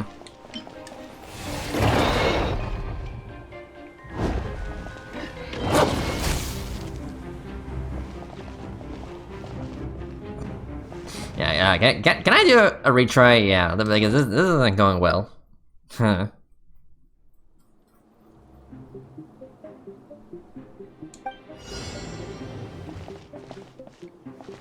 Okay. The match is about to begin.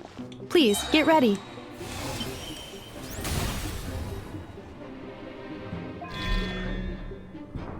Hmm.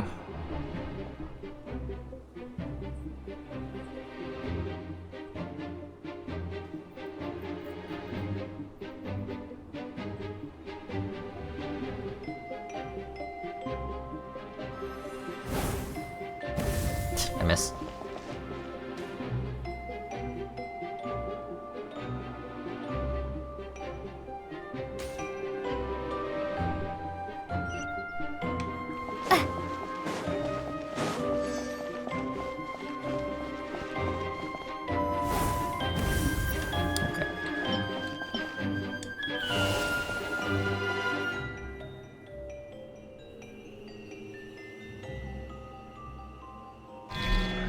Aino has suggested making Krumkake-shaped energy blocks for the defense bots. However, the chances of her accidentally consuming one would increase by 80%.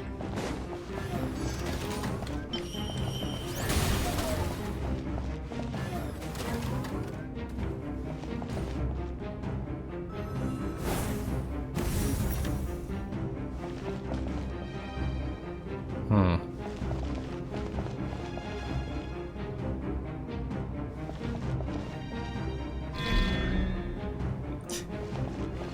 Like, come on, you're not really giving me much to work with.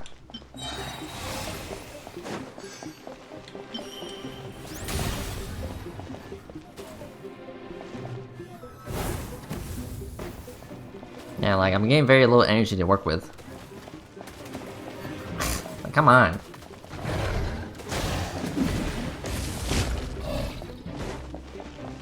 Like, what am I supposed to do against this? With very little resources. Like, come on. Traveler's defenses have been breached. I am quite good at this.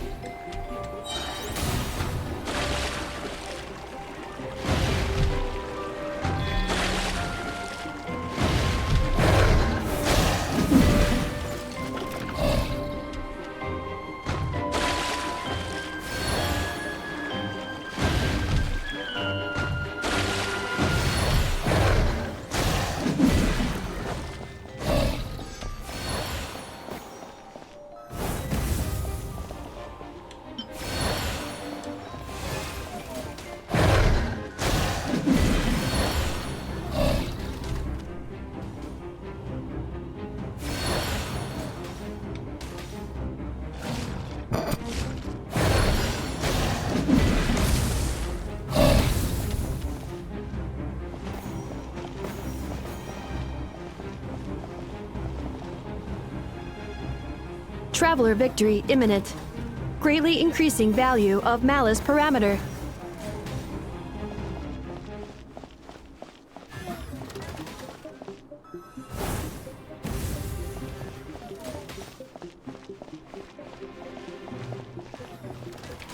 Come on.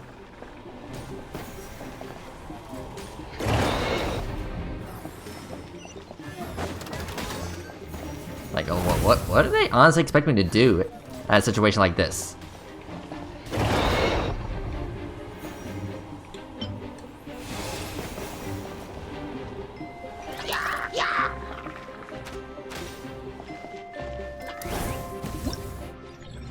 Fuck it, whatever. 2 stars. Yeah, I'm just gonna move on. Yeah, that was just some BS. Okay.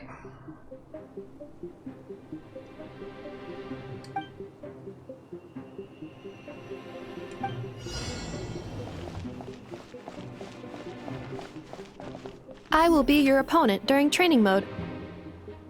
Okay, so... Okay, hold on.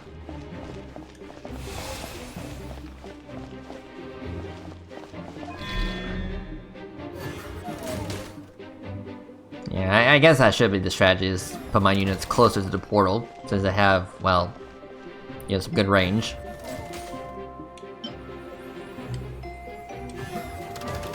Yeah!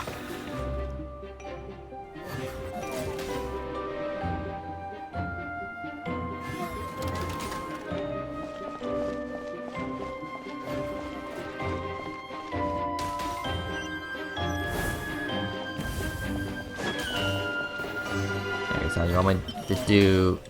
No. Okay, I'm retrying that because that was some BS. Like, I was clearly pointing at the attacker one.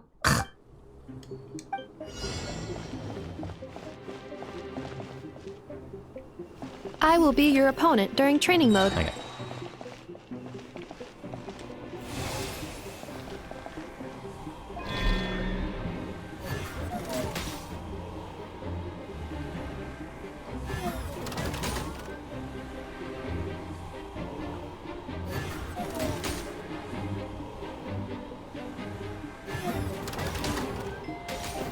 Okay.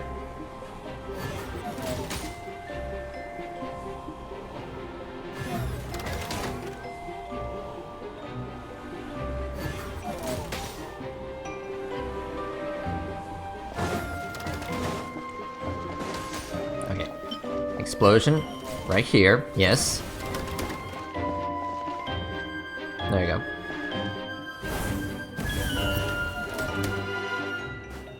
Okay.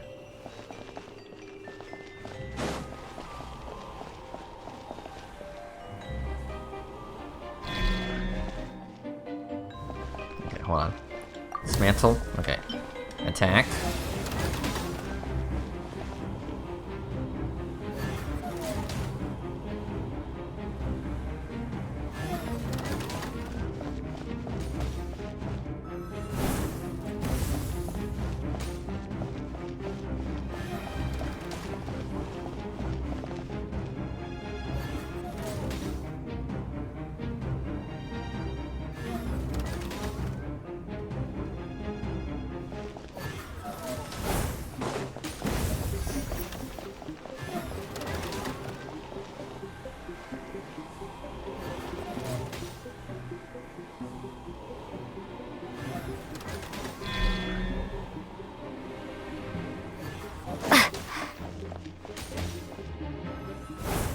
diary. Dismantle. Attack right here.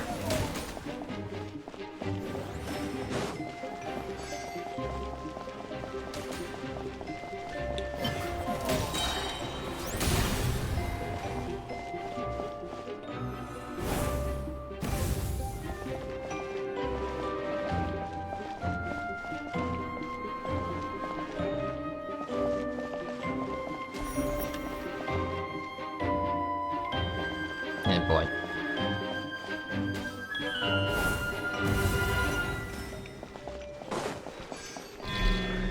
Ha, ha. As long as I do not attack, I cannot be defeated.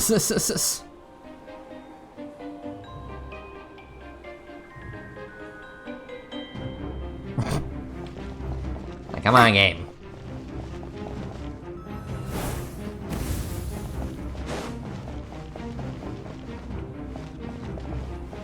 Like, I don't have the resources for this. Okay, thank you.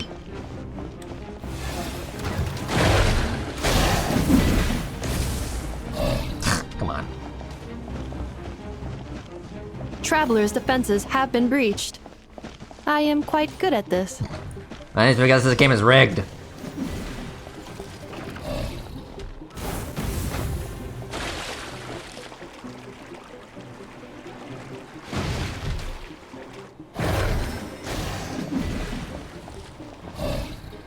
Traveler victory imminent. Greatly increasing value of malice parameter.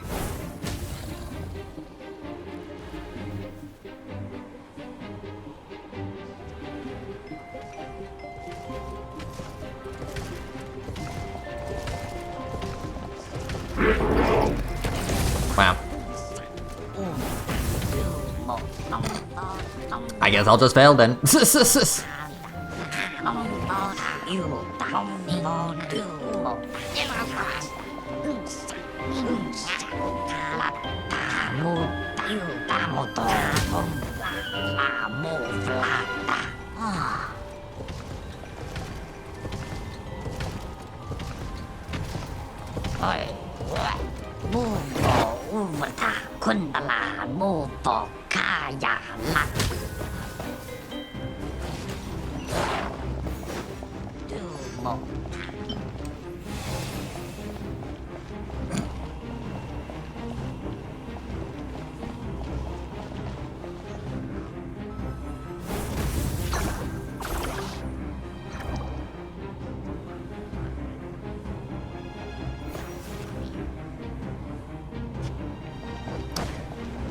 I'll dismantle you.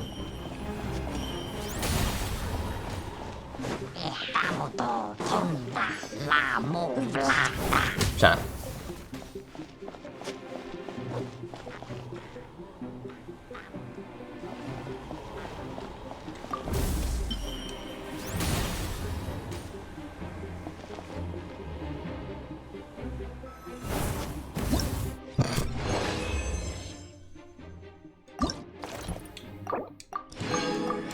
It's like, whatever. Moving on.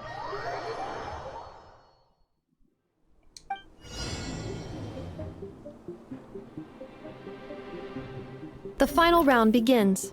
Time to go all out. Okay.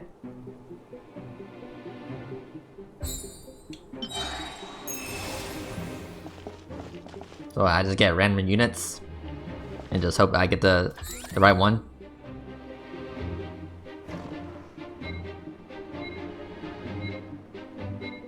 Okay, wanna give me an attacker? Okay, thank you.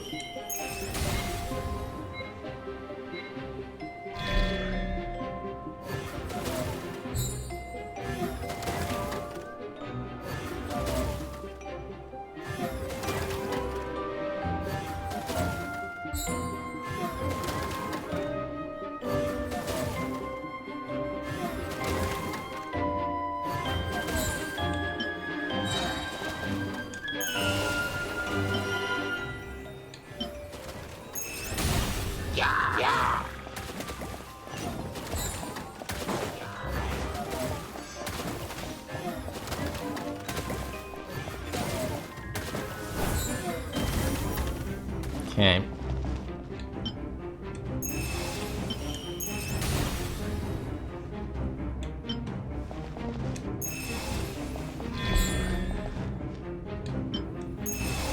You sure give me a lot of energy.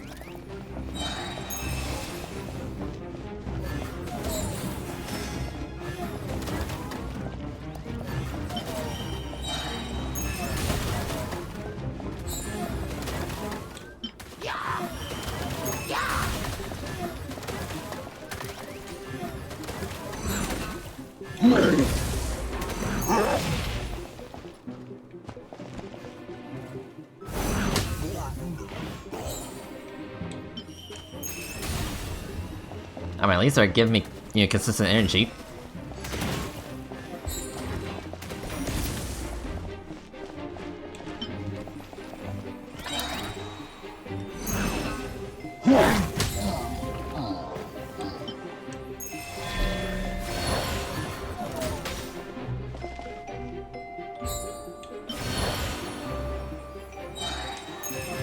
Well, I guess this is a little bit more like it.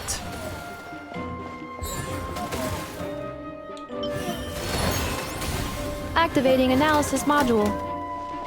Learning the traveler's operational logic. If successful, this will increase our efficiency by at least 179%. And if right now I'm not operating on logic, I'm just operating on random bullshit go. Yeah, I'm just throwing down the game, you know, decides to throw at me.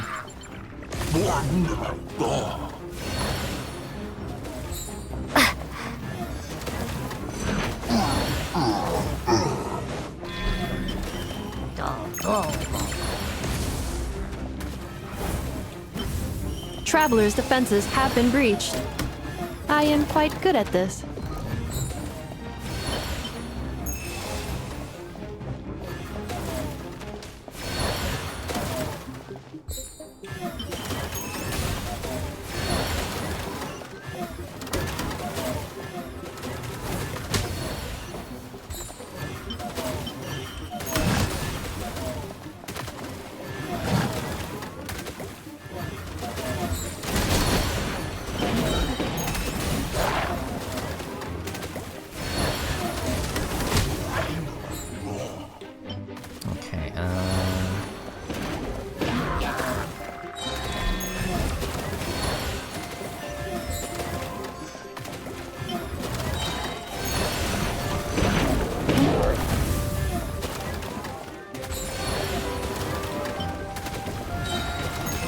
The assault will continue.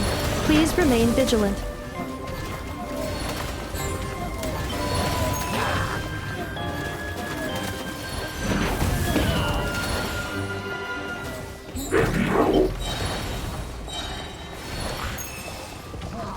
Oh boy.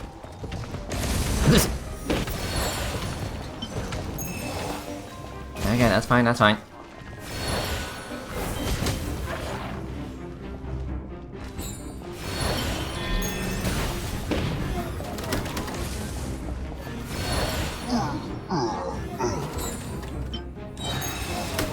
Again, I'm just placing that whatever the game gives me, and just hope for the best.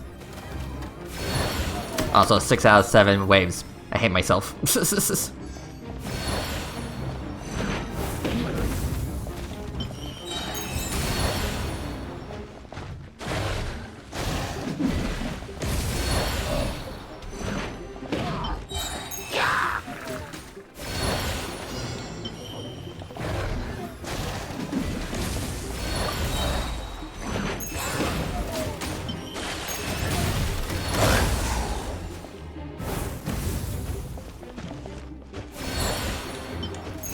This will be my final attack.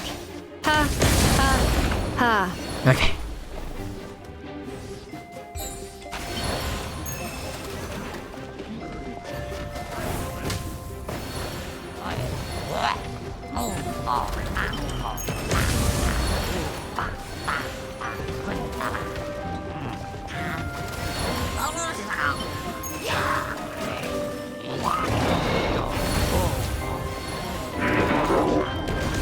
Yeah, this is a clusterfuck.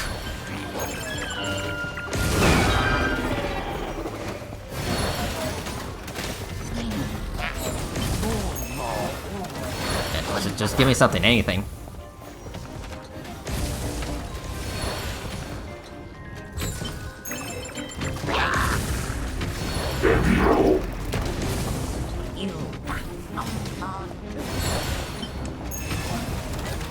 I don't think so.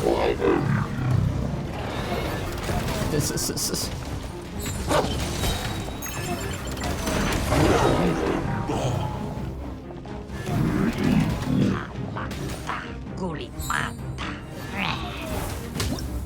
Okay. Well, that's rough.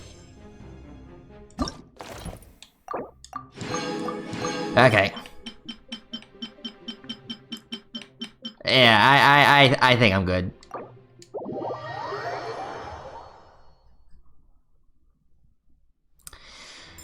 Okay. Moving on. Hopefully the next minigame will be a lot better, a lot more enjoyable. But yeah, looks like we got our free Yehuda. Okay, let's see here. I think it's this one. Yeah.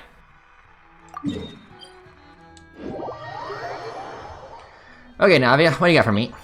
And please let it be more enjoyable. You know, more casual.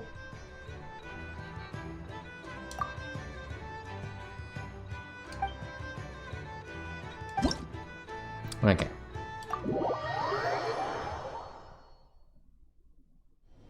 Okay. This is just a simulation, but be on your guard. Okay.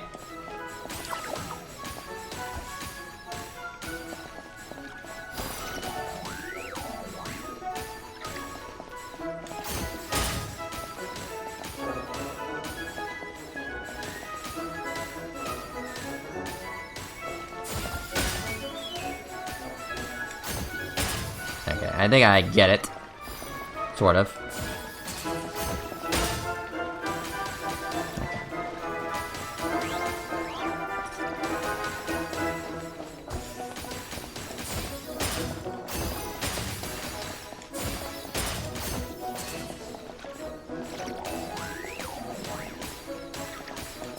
I basically gotta build up bullets.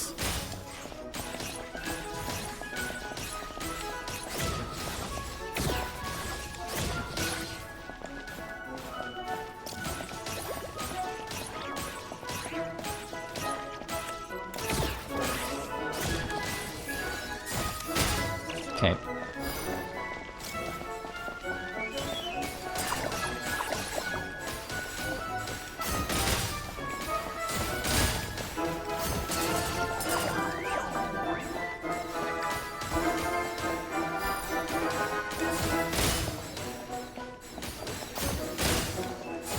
Equipment upgraded.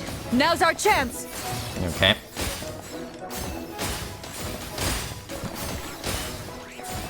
It's basically just a bullet hell.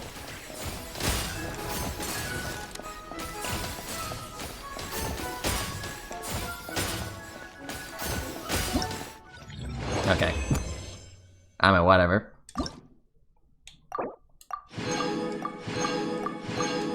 Moving on.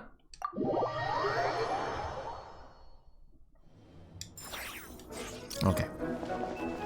Ready, partner? Uh-huh. Okay. Ball. Oh.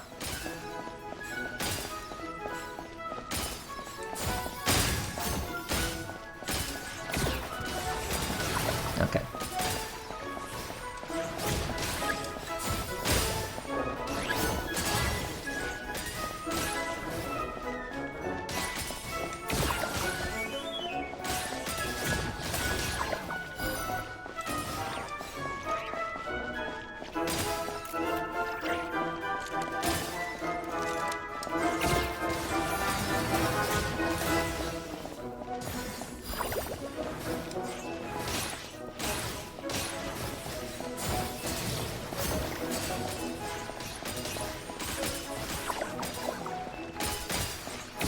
You got this, partner. Okay.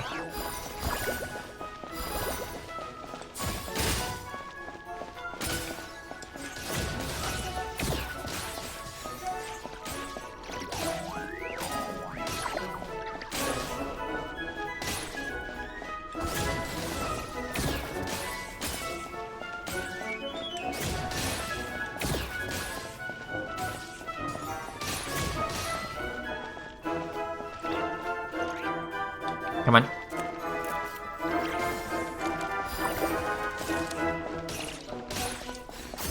I've activated a backup energy source for you. Keep at it. Okay.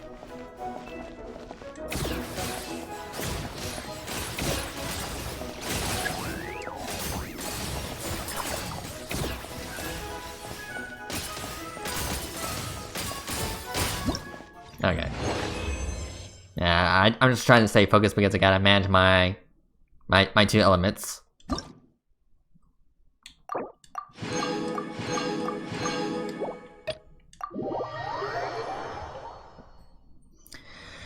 Okay. Ready, partner? Okay, so bring it. Okay, I'm firing my lasers!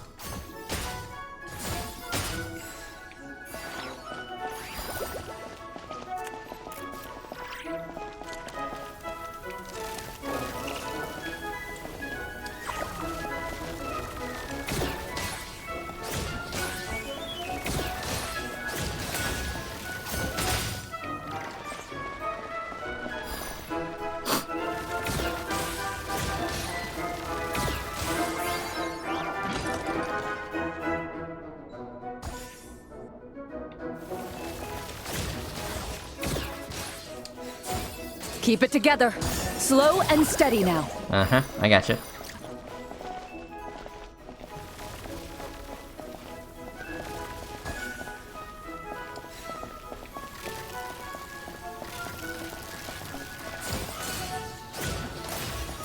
I've activated a backup energy source for you.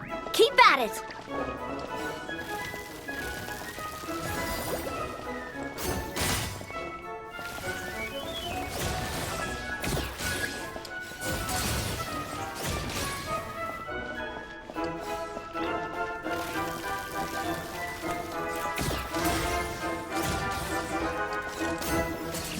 Okay.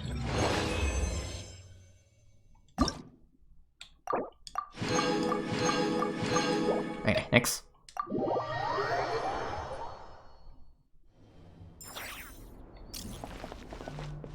This is just a simulation, but be on your guard. Oop, okay.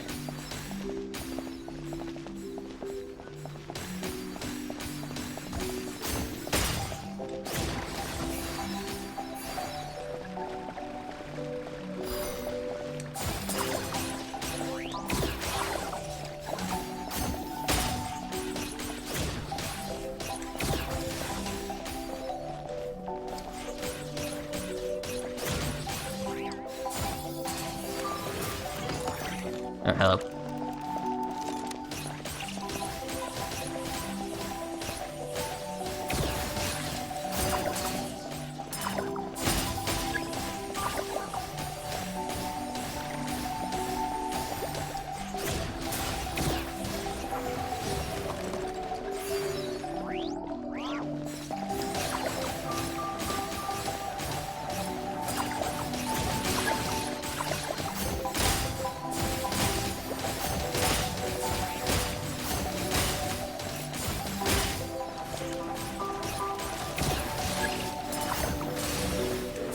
I've activated a backup energy source for you.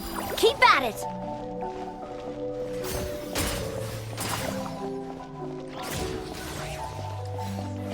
Nope.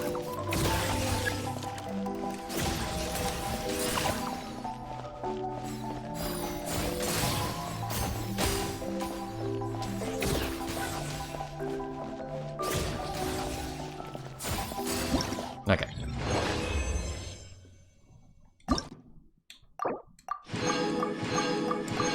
Okay, one more. Okay, yeah, you look like the final boss. Here comes the toughest mecha. Uh-huh. Time to go all out. Oh boy.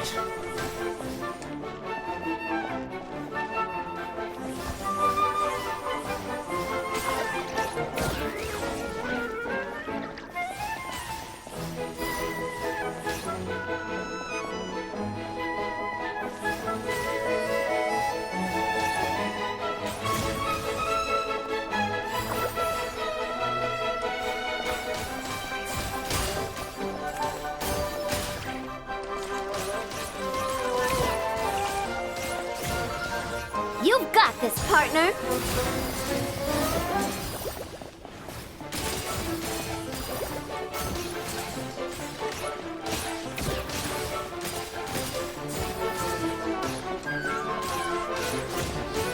I've activated a backup energy source for you. Keep at it.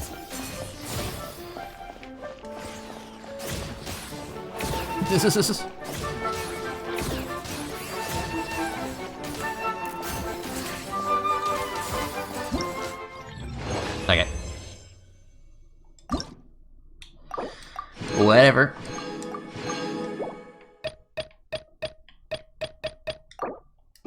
I mean, I'll take it. Still not crazy over it, but I'll take it. Alright. So, Yehoda. Yeah, C2 Yehoda.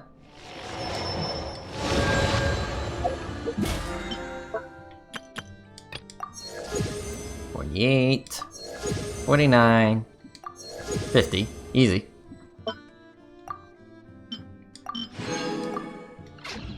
Okay.